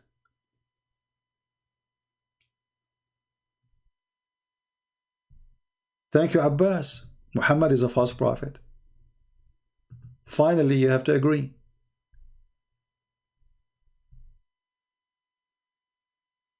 And look what Aisha, she said in different hadith, which is Sahih too. This is Sahih al-Bukhari. There is no need to even to say Sahih. Here we go. Al-Bukhari. The Prophet, he imagined himself having boom, boom, but in fact he did not. So what Abbas will say? This hadith is rejected. Why? Because if this is true, the Prophet is a false prophet. Do you see it? This is what you just said. If this hadith is true, Muhammad is a false prophet. So his wife is lying about him too? And al-Bukhari is lying about him too? And you Muslim consider this as a Sahih hadith, lying about him too?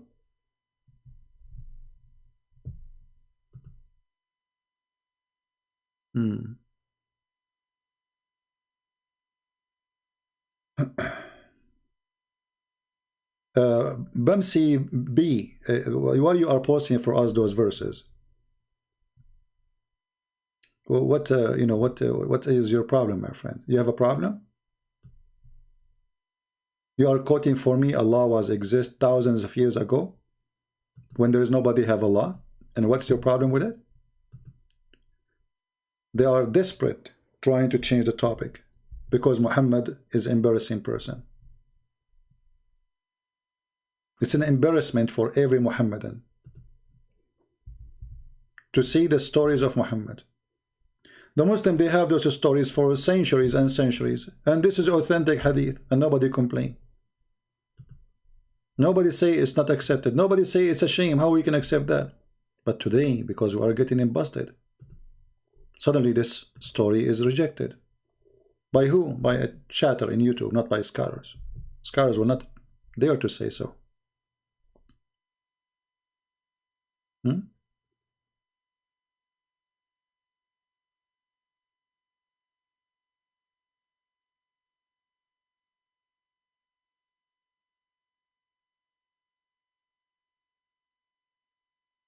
Any Muhammadan? Who is next victim? Who is the next victim?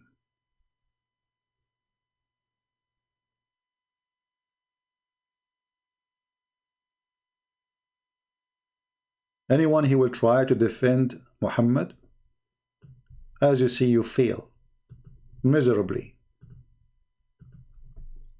Each time you try to defend him, you fail miserably.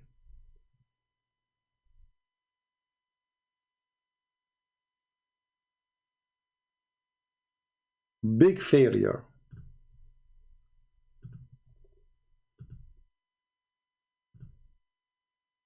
The prophet who was bewitched, how he can be a prophet, how we can trust that he see an angel, how we can trust that he knew God, how we can trust that he received revelation from God. He is bewitched. Muslims saying that to us. Muslims in their books saying Muhammad was bewitched.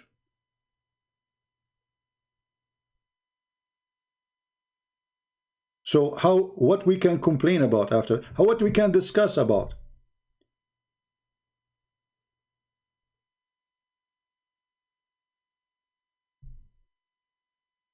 Bamsi will call me. Okay, give me a call, Bamsi. Stop posting verses. What is your problem with that verse? You are excited, Bamsi? Huh? What is the problem with those verses you are posting?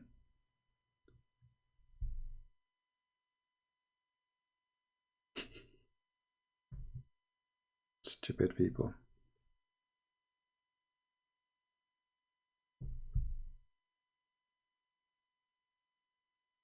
Any Muhammadan?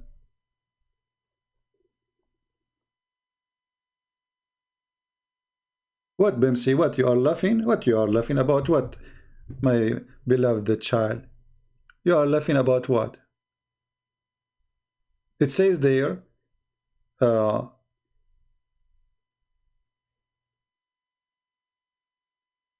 if he married a woman, this is about a slave girl, right?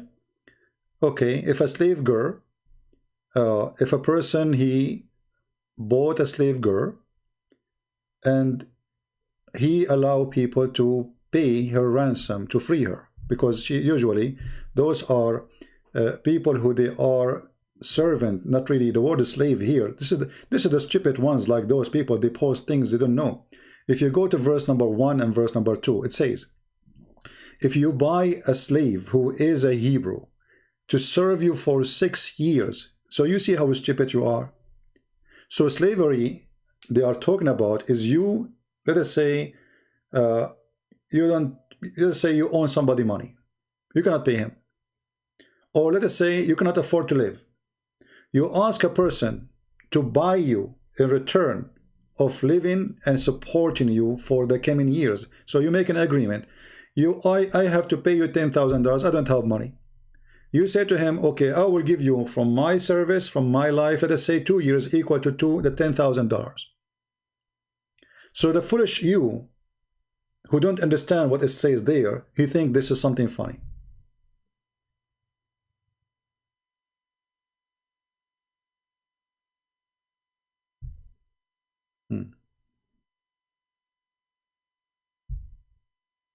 Now, do you dare to call me? I will ask you the same question about your prophet. When you're a prophet, he captured women and he raped them.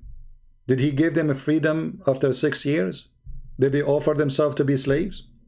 Or he raped them and he killed their husbands?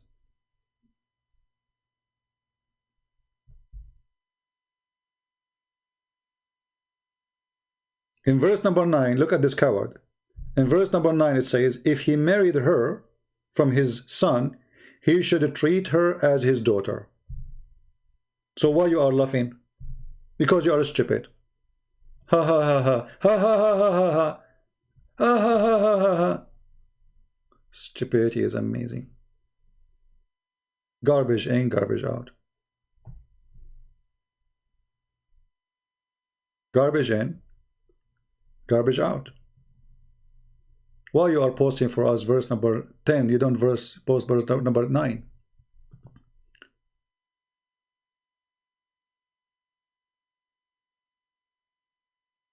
Coward. Like Muhammad. Anyway. Any Abdul?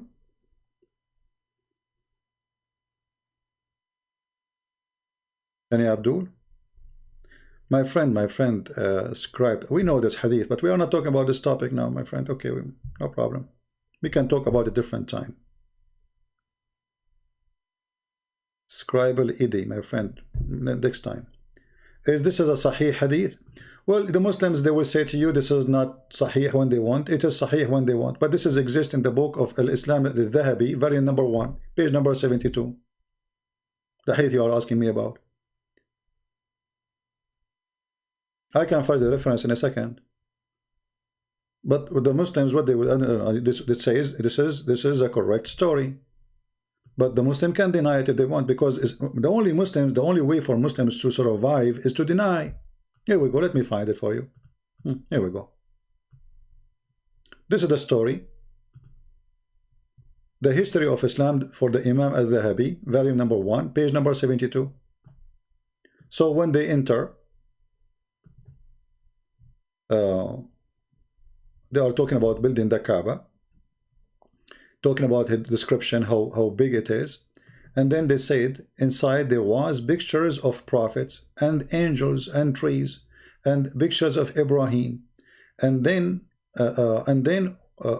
pictures of Isa and his mother inside the Kaaba. Translate to English.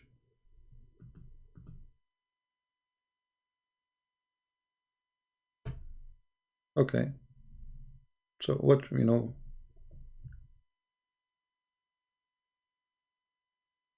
Where is the big picture of Isa at sea?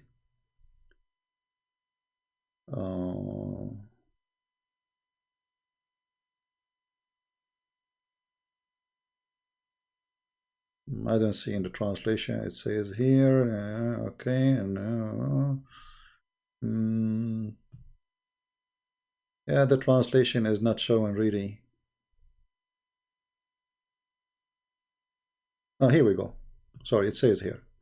So when they enter the Kaaba, they have the image of Jesus and they cover it. You see it? So, what I will say, no comment. But this will not really help us in anything. For us, those things is, you know, they are useless. Meaningless in the same time. Always when you fight a cult like Islam, hit the head of the snake. Don't look for the tail. Don't look for the tail.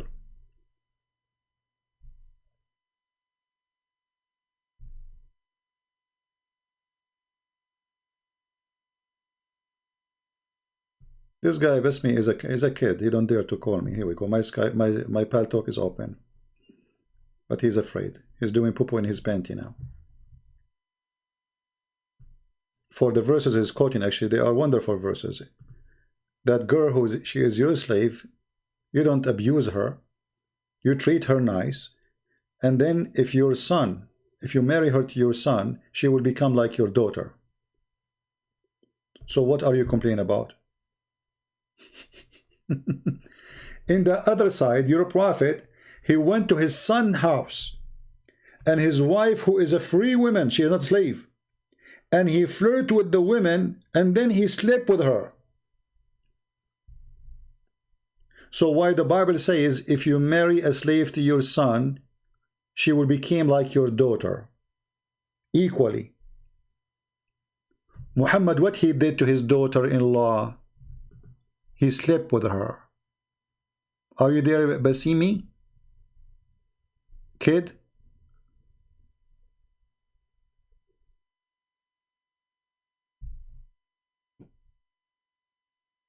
Anyone? Just ignore him, just a kid. Alright. So our video should be over from 2 hours, 3 hours ago. And, you know, here we go. We're still going.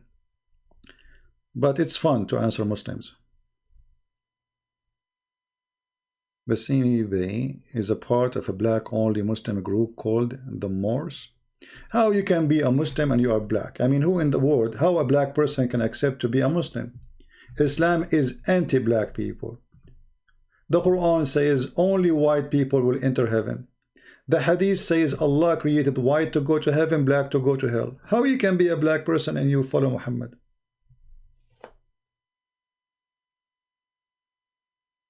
You tell me. Isn't it Muhammad, he said that Allah, when he created the black, he created them from the left shoulder of Adam, and he said, let them go to hell and I don't care.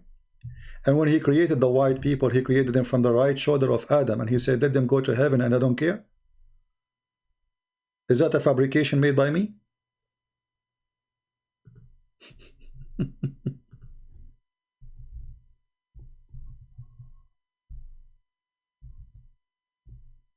There's no person, he have little dignity and little knowledge, because dignity or knowledge, you know, either you have knowledge and then you lose your dignity if you deny what is the knowledge saying. Which one is you? Which one is you? The one who have no knowledge or the one who have no dignity?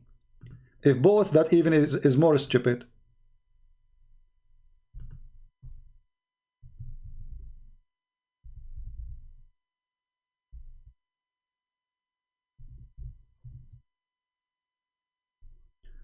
Let us find the hadith about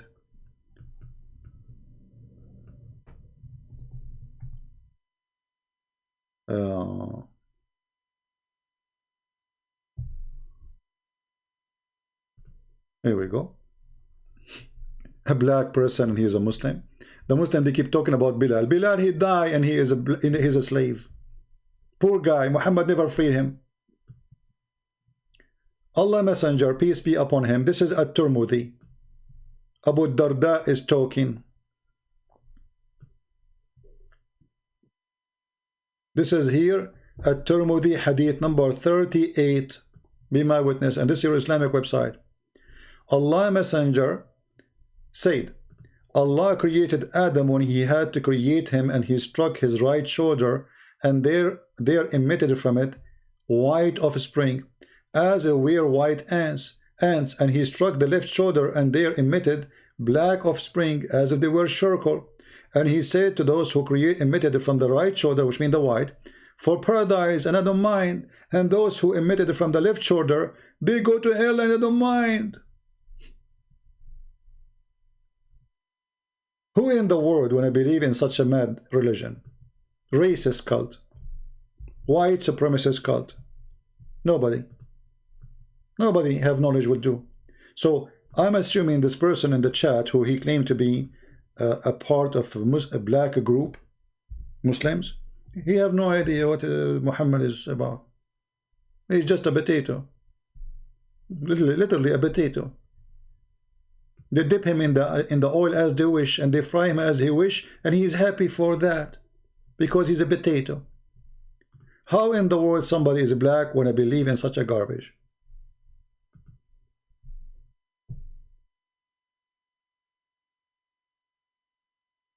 Islam is anti-black.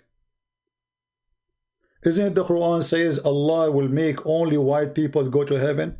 All believers will be white, all disbelievers will be black. And this is Quran.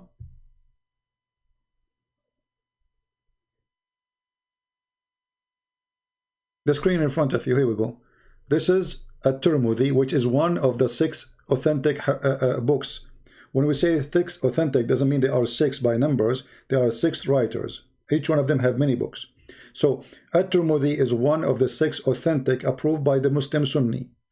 Hadith number 38. Allah created the white people from the right shoulder of Adam, and he said to them, go to heaven, I don't care. And he created the black people from the left shoulder of Adam, and he said to them, go to hell, and I don't care. And the reference in front of you.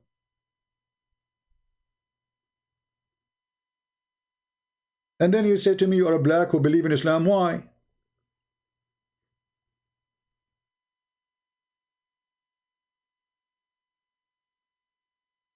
Muhammad, he bought, he sold, he created the slaves. Muhammad, he called the black people raising head. He made fun of their look. He claimed that Shaitan is a black person. The most person Allah he hates is a black man. That's what Muhammad said.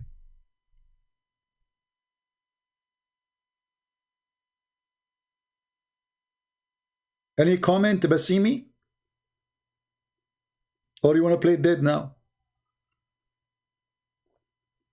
So you are going after a verse in the book of Exodus that if a man he marry a slave to his son, she will be treated like his daughter, and he should not take any from her clothing or food, etc. He have to treat her nicely, and you are laughing about that, and that is a problem, and this is not a problem for you?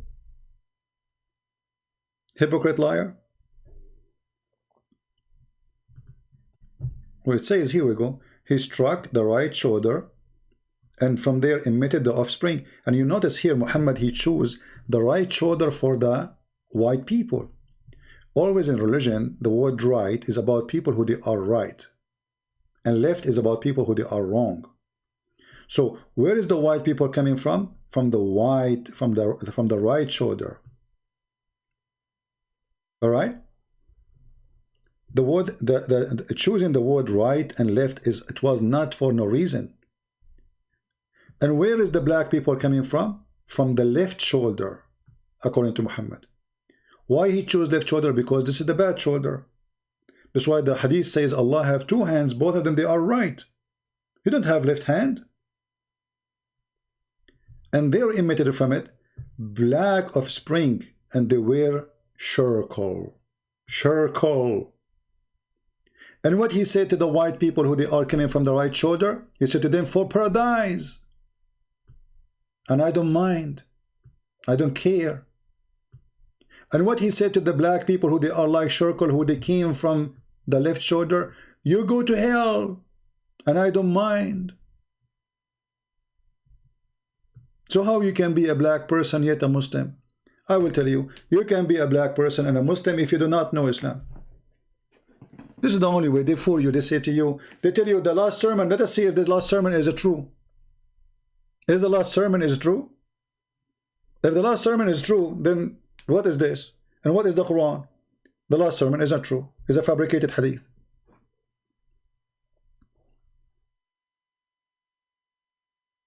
With Jesus, there is no free, there is no slave. There's no Greek, there's no Hebrew. There's no white, there's no black. There's no Asian, there's no African. For all is one by his name. With Christ, for God he loved the world, not the white people, not the Hebrew people, not the Middle Eastern people, not the Asian people, all the world. All the world. For God he loved the world, so he sent his only begotten Son.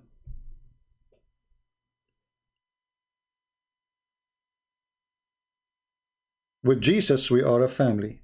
With Muhammad we are slaves to each other. With Muhammad we are a gang. With Jesus we forgive even our enemy.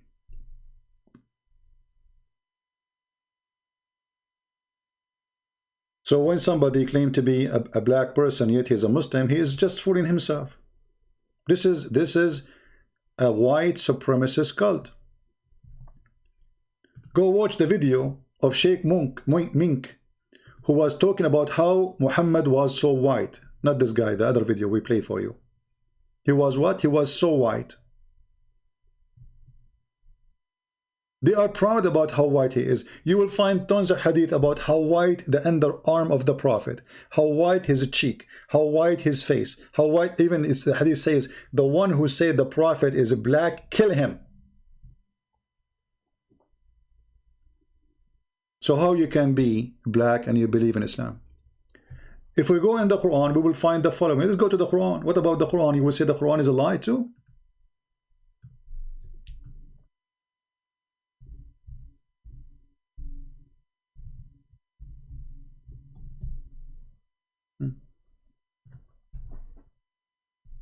What is this?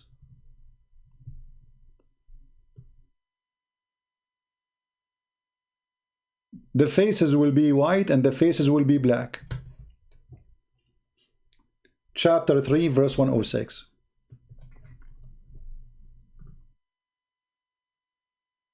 Any Muslim?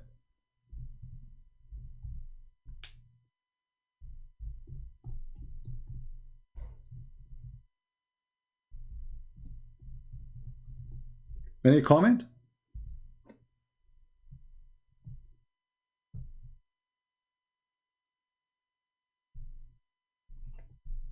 Why the Muslim will be white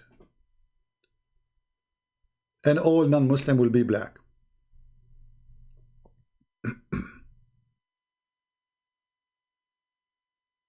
Any Muslim have an answer?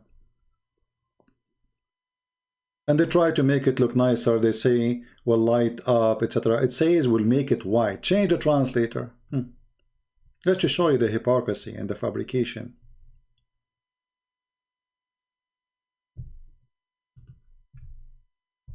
Is Allah going to make our faces white or what?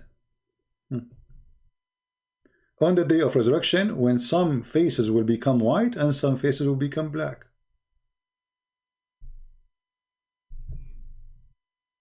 What do you think?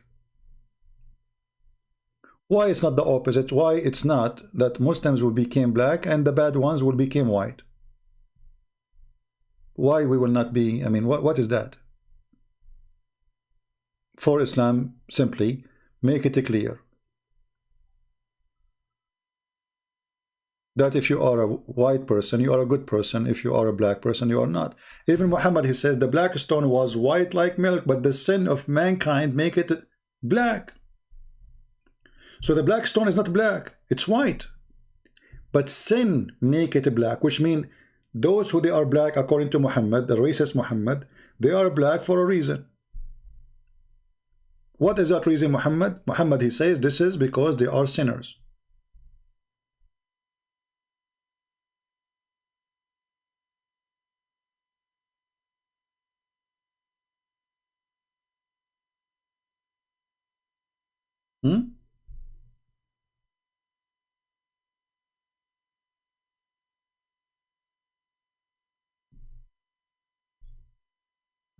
And this is, can be found in many places in the Quran.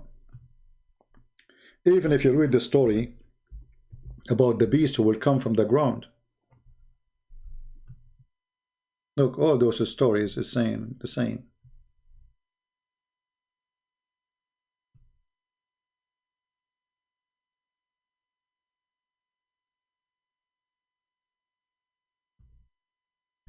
Look at the translation. Look at this. This is your Muslim translation, not me. And the day of resurrection you will see those who lied against Allah, between two brackets, etc., etc. Their faces will be black.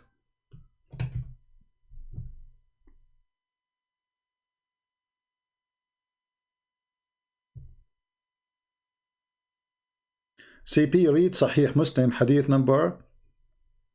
Okay, let me find Sahih Muslim for you, Muslim proper, and I hope you will not regret. I will search for it.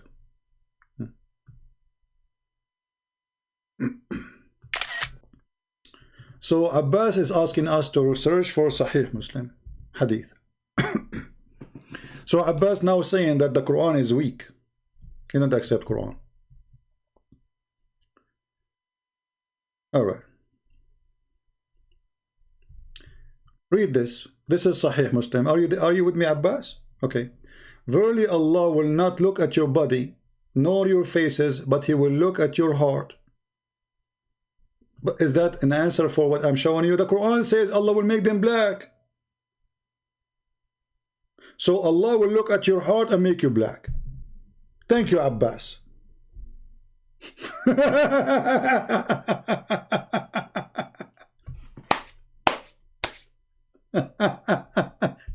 When I say stupidity is amazing, I mean it. So now did you solve the problem? Still Allah will make you black if you are not a Muslim. So what, Abbas, now? What we would do? You did not solve the problem? Did you? You make it more horrible.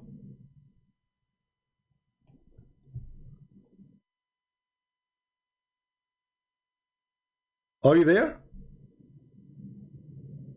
So Allah will look at my heart, and then a Christian prince's heart is not good, He will make him black. This is what you are saying now. Abbas, what do you eat, my friend? I don't know. I think you're eating the pizza you deliver, aren't you? This is why you have too much pizza in your head.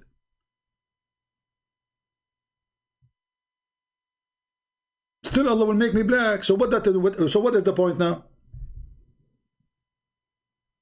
Why the bad ones who their heart is bad according to you, Abbas, will be black? Why they will not be white and the good ones will become black? I want to be black.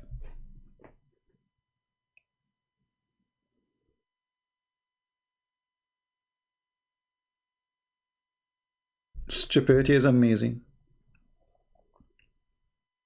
What about the story of Al-Jassasa? Shall we go there? I mean, guys, my video is short, huh?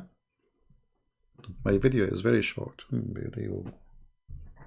How many of you hate me? Be honest. When Christian Prince, he says today we will make the video short, and now we are live on air for how many hours? 4 hours?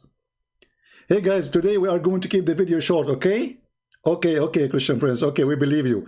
It's like my promise about my video to be short. It's like the promise of Allah. Never happened. Would you promise us the video will be short when you start? You said, guys, I will make it short. And you said you are leaving 2 hours ago, 3 hours ago. Allah promises is so close to Christian Prince promises when it's come to his short video. Unbelievable. If we go to chapter 27, verse number 82, you want to die laughing? Do you? Do you want to die laughing? Do you? Let us go there. Let us close some browsers. Too many of them. All right. Let us see what the Quran says in chapter 27, the chapter of the ants. Even the ants have chapters in the Quran. Unbelievable. So we go to chapter 27, verse number 82. This is about the beast. It's called a Jassasa. One of the fiction stories Muhammad he come with. If you remember, there's a woman. Her name is a Jassasa, and she was in an island, Hawaii.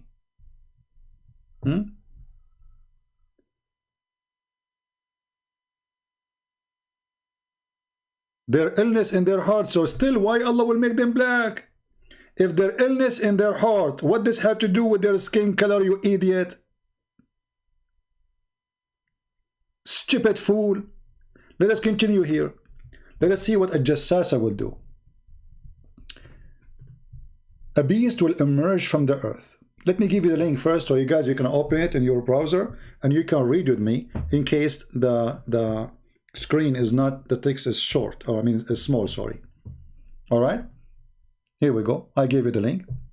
So a beast will emerge from the earth, and with it will be the staff of Moses, and the ring of Solomon. So now we have a beast. Okay, will come from the ground, and this beast have all the magic tools. The ring of Moses, which controls shaitan, genie, do magic with it, control the flying carpet, and the stick of Moses, which he can do magic with it. He can split the sea, etc., brother. Then it will strike the nose of the disbelievers with its staff, and the face of the believers with the ring, until the people gather to eat. And they will recognize each other. Okay, how recognize each other now? So that the beast will strike you in your nose. Nose, I'm breaking my nose. This is, the beast is Muhammad Ali. He will hit you with the ring of Solomon, or he will hit you with the staff of Moses. Either way, you are going to be beaten. You are a Muslim or a Christian. Have fun. So this beast will hit you, and then people, they will gather to eat. What will happen? Their faces change. What will happen? Their faces will be either they are white people or they are black people. Read carefully. So there will be no believer left without making a white spot in his face, and will spread until his face, I skip. Will spread until his face is shining white as a result. So all the Muslims, Abbas, he will be so white, he will have blue eyes. Alhamdulillah. Mufti Monk or Mink, Zakir Naik, all of them, they will be white. Alhamdulillah. And there will be no disbelievers left without making his black spot in his face, which will spread until his face is black as a result. Christian Prince will be black. Alhamdulillah. Finally, my dream come to be true. I will have a girlfriend soon. You go and you see a black guy, he have a nice girlfriend. I don't have one. Alhamdulillah, I will be black finally. I will be black. Hello. La la la la la. And then I can get all the privilege. Like now Joe Biden, he's making a special law for, black people supposedly. And now I will get more assistance. Thank you. So Allah will make all the believers white and all the disbelievers black, and suddenly, finally, my dream come to be true.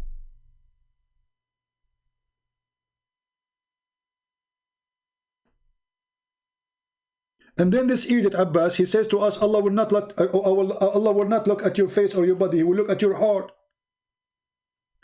So if Allah care for the heart only, why he is making people? There's two kinds of people in the world, according to Allah, white and black. What about the Asian? Hey Asian, you lost in the field of the rice. Sorry, Muhammad, he forgot about you. Only white and black. What about the Asian? What we will do with them? Even the Asian Muhammad, he made fun of them. He said, don't fight the Turk as long they did not fight you. Their faces is like people who they are shield hammered by a hammer. He made fun of the face of the Asian.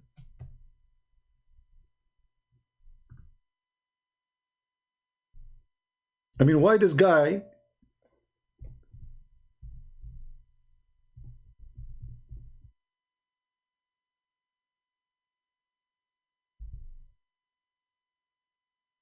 Why this guy, he is obsessed with insult of look of people.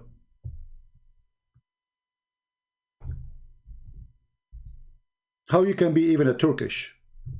Muhammad, he believed Turkish are evil people. Muhammad never predicted the Turkish will become Muslims. Actually, he said that the Turk will be Muslims, but they will be infidels until the judgment day. So leave the Turk. Leave them as long they leave you. And then he described how their faces look like.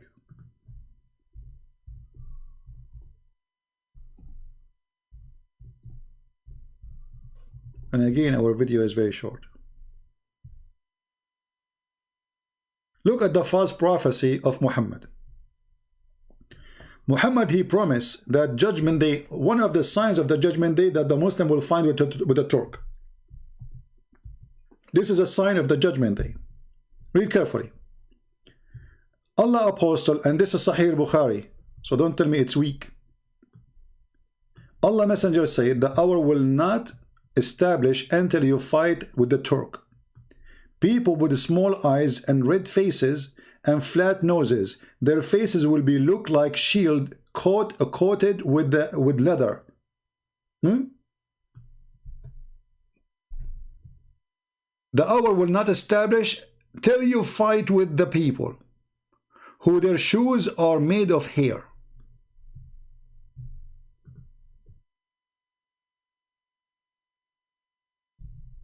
This is how Muhammad he see the Turkish. The Turkish already Muslims.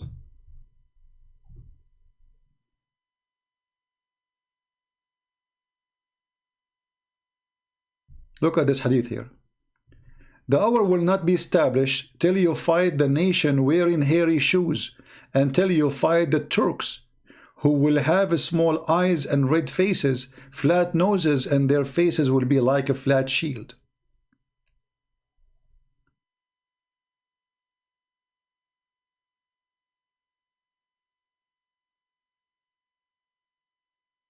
And they are the most hateful people to Allah. Where is the prediction?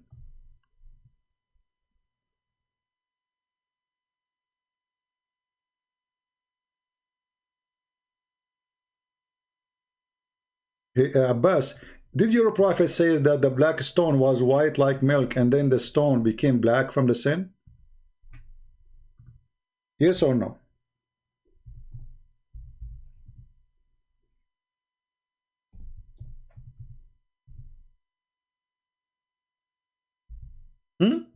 Yes or no? So clearly Muhammad saying that when you are clear of sin, you are white. The more sin you do, the more black you are. Faith in Muhammad. Is that me saying that, or is that a Sahih hadith, or this is fabricated hadith? Sahih al-Bukhari.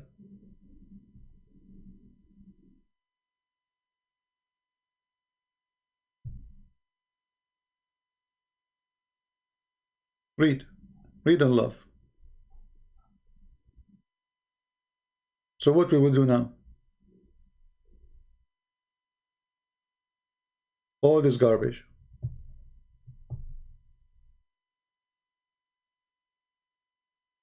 The black stone came from heaven, white like snow. Different hadith says. Let us show it. And then the sin of mankind made it black.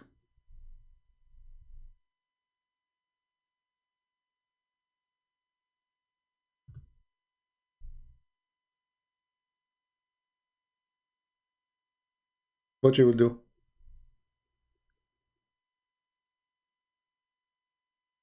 Okay, a Muslim, Abbas is saying, he believed that the black stone became black because of sin. So thank you. You just admitted that the color black is a penalty of sin.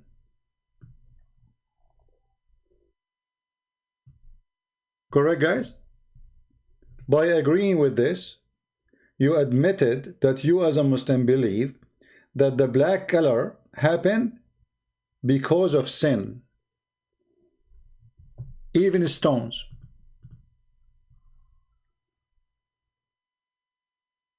What do you want more evidence that Islam is a racist cult?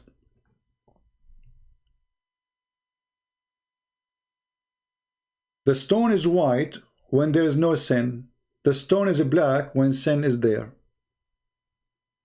So the transformation from white into black, according to the filthy Muhammad, it's because of sin. So thank you, Abbas, for agreeing with Muhammad. Why the black stone is black? Because of sin, he agreed. So what make you black? Sin. What make you white? Not to be sinner. That's what you just said.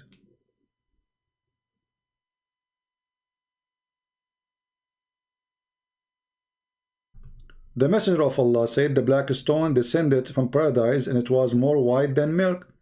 And then it was blackened by the sin of the children of Adam. And that explains why Muhammad here is saying that Allah created the black people from the left shoulder of Adam, and he said to them, go to hell. And the white people from the right shoulder of Adam, and he said to them, you go to heaven, I don't care. Very racist, filthy cult. This is why the Quran praised the Arab.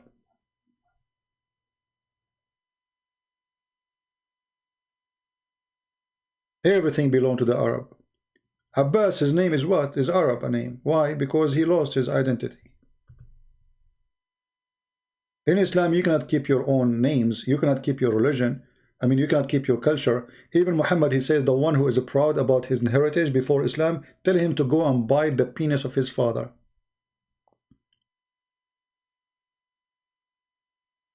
Go what? Go and bite the penis of your father. This is a prophet of God talking.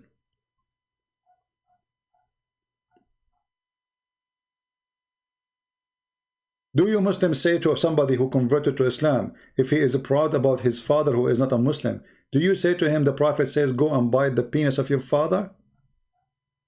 Or you lie to him?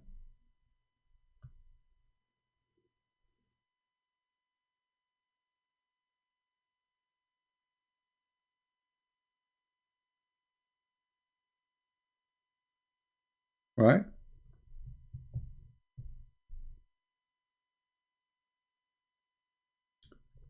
Look at this answer. Look at this. I mean, look at the stupid answer. Look at the stupid guys. Just to show you the stupidity of this man. Here we go. Why the clothes of the Kaaba is black? Because of the dirt. And the one who made it black is not even the Muslims. Is it you Muslim who dressed the Kaaba? This is something exists before Islam. You are just a silly person. The Kaaba was dressed by a burqa because the Kaaba contained a vagina, which is the black stone.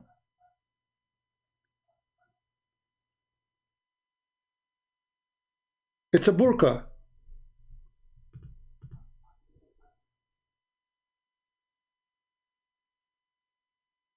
And this Kaaba, it has a vagina, big vagina. It's called the black stone.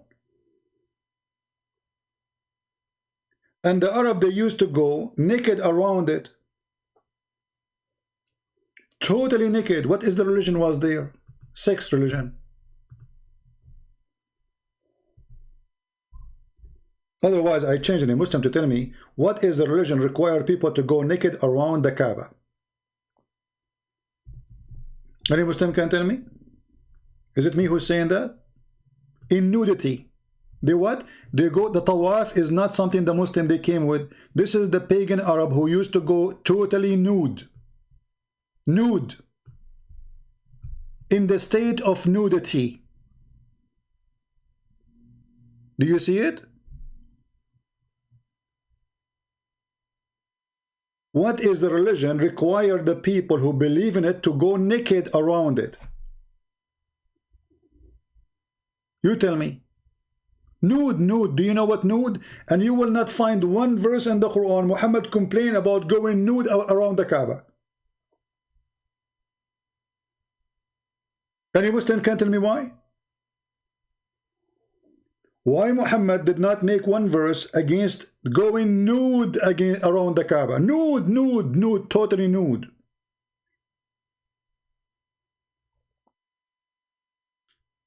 The Muslim, they say there's a prophet, he went in the desert and he was nude. The verse there doesn't speak about nude. He's not wearing the clothes of a priest, you liar. And it's in the desert, there's nobody anyway. He's alone. Here we have a Kaaba, the house of Allah.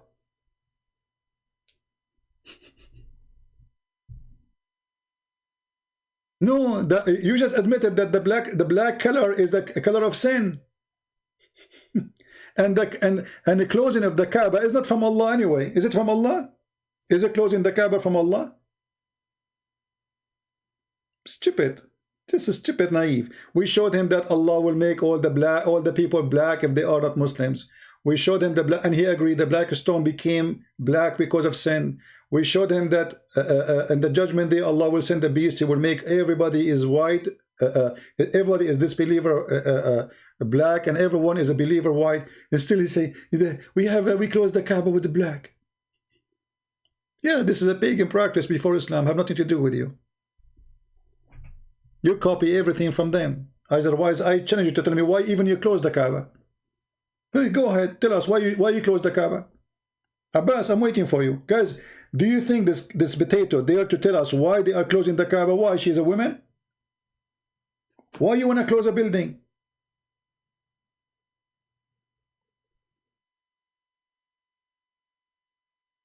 Basimi, he want to talk about how you can rape a woman and marry her. Let us talk about that. Didn't Muhammad rape Safiya and then he married her, you coward, son of Muta? Let us talk about that. Did Muhammad rape Safiya and then he married her? Or he married her first and then he raped her? Potato. And show me the verse where it says if a man if he rape a woman, he have to marry her. This is a penalty, you coward. It says there, if a man he lay with the woman and she did not scream, that means she agree. Otherwise, the punishment is death. Death. So you are a coward. And you are a liar, like your prophet. Let us talk about it. Let us talk. Why you don't dare to call me potato? You show me a verse, I will show you a verse in the front of everybody. What do you think? Do you dare? You don't. You are a potato. You are just a potato. We are here waiting for you, but you don't dare.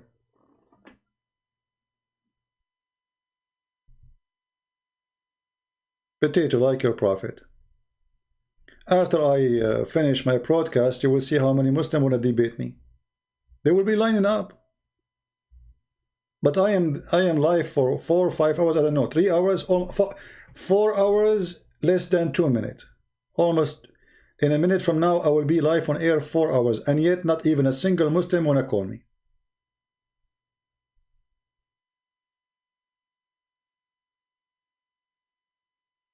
In fact, all Muslims in their countries, they practice rape marriage law.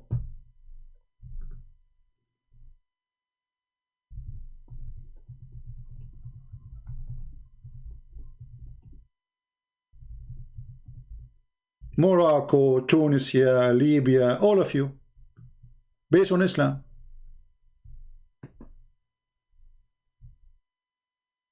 And I can show you the hadith about that too. Do you dare?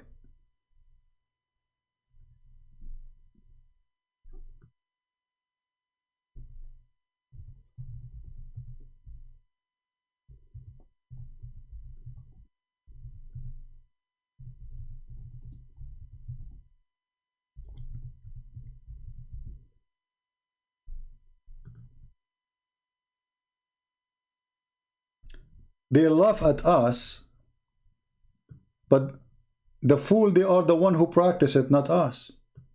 This was thousands of years ago, and if a woman she got raped, nobody will marry her no more. That's it, her reputation is gone. This is what you do today in 2020. Do you see it? And when the Moroccan government, they end that law, the Muslims, they were so upset because they were trying to follow the atheist. Same we can find in Tunisia, same we can find in Libya, same we can find in Egypt, same we can find in Jordan.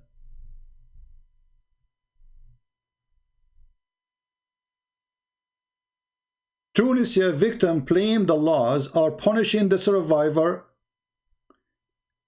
and rewarding the victim. Tunisia, Morocco, Algeria, Egypt, and this potato is laughing.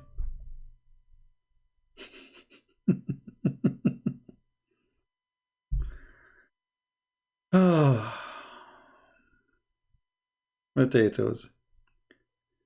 They make fun of how you look like. They don't see themselves in the mirror.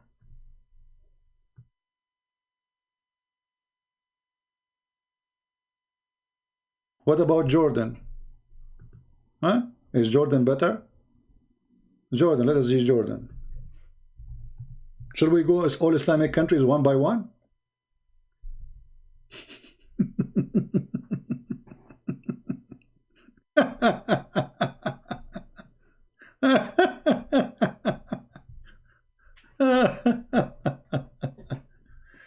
Oh boy. You see it? Oh boy. Just get out of here. Next time you come here, bring us your daddy. You are laughing at yourself, potato. Muta boy. We give you too much attention. You don't deserve it.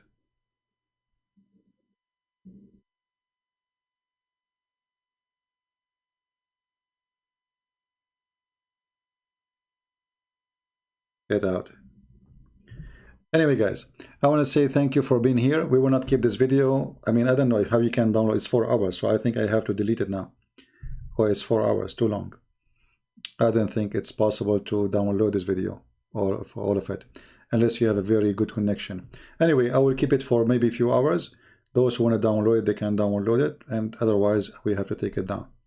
It's too long to be kept anyway. So I want to say thank you all for being here. And as you see, Muslims, they are in disability, not because we disable them, but because they have nothing to say. Everything they accuse you with is what they have, not us. They accuse you of rape, they are following the prophet of rape. They accuse you of deception, they are following the God of deception. Everything they throw at you is what they do. And if there is something happening wrong to them, they blame the Jews. In the best scenario, the Catholic. Because this is number one enemy for them. The Jews, number two is the Catholic, not the Protestant.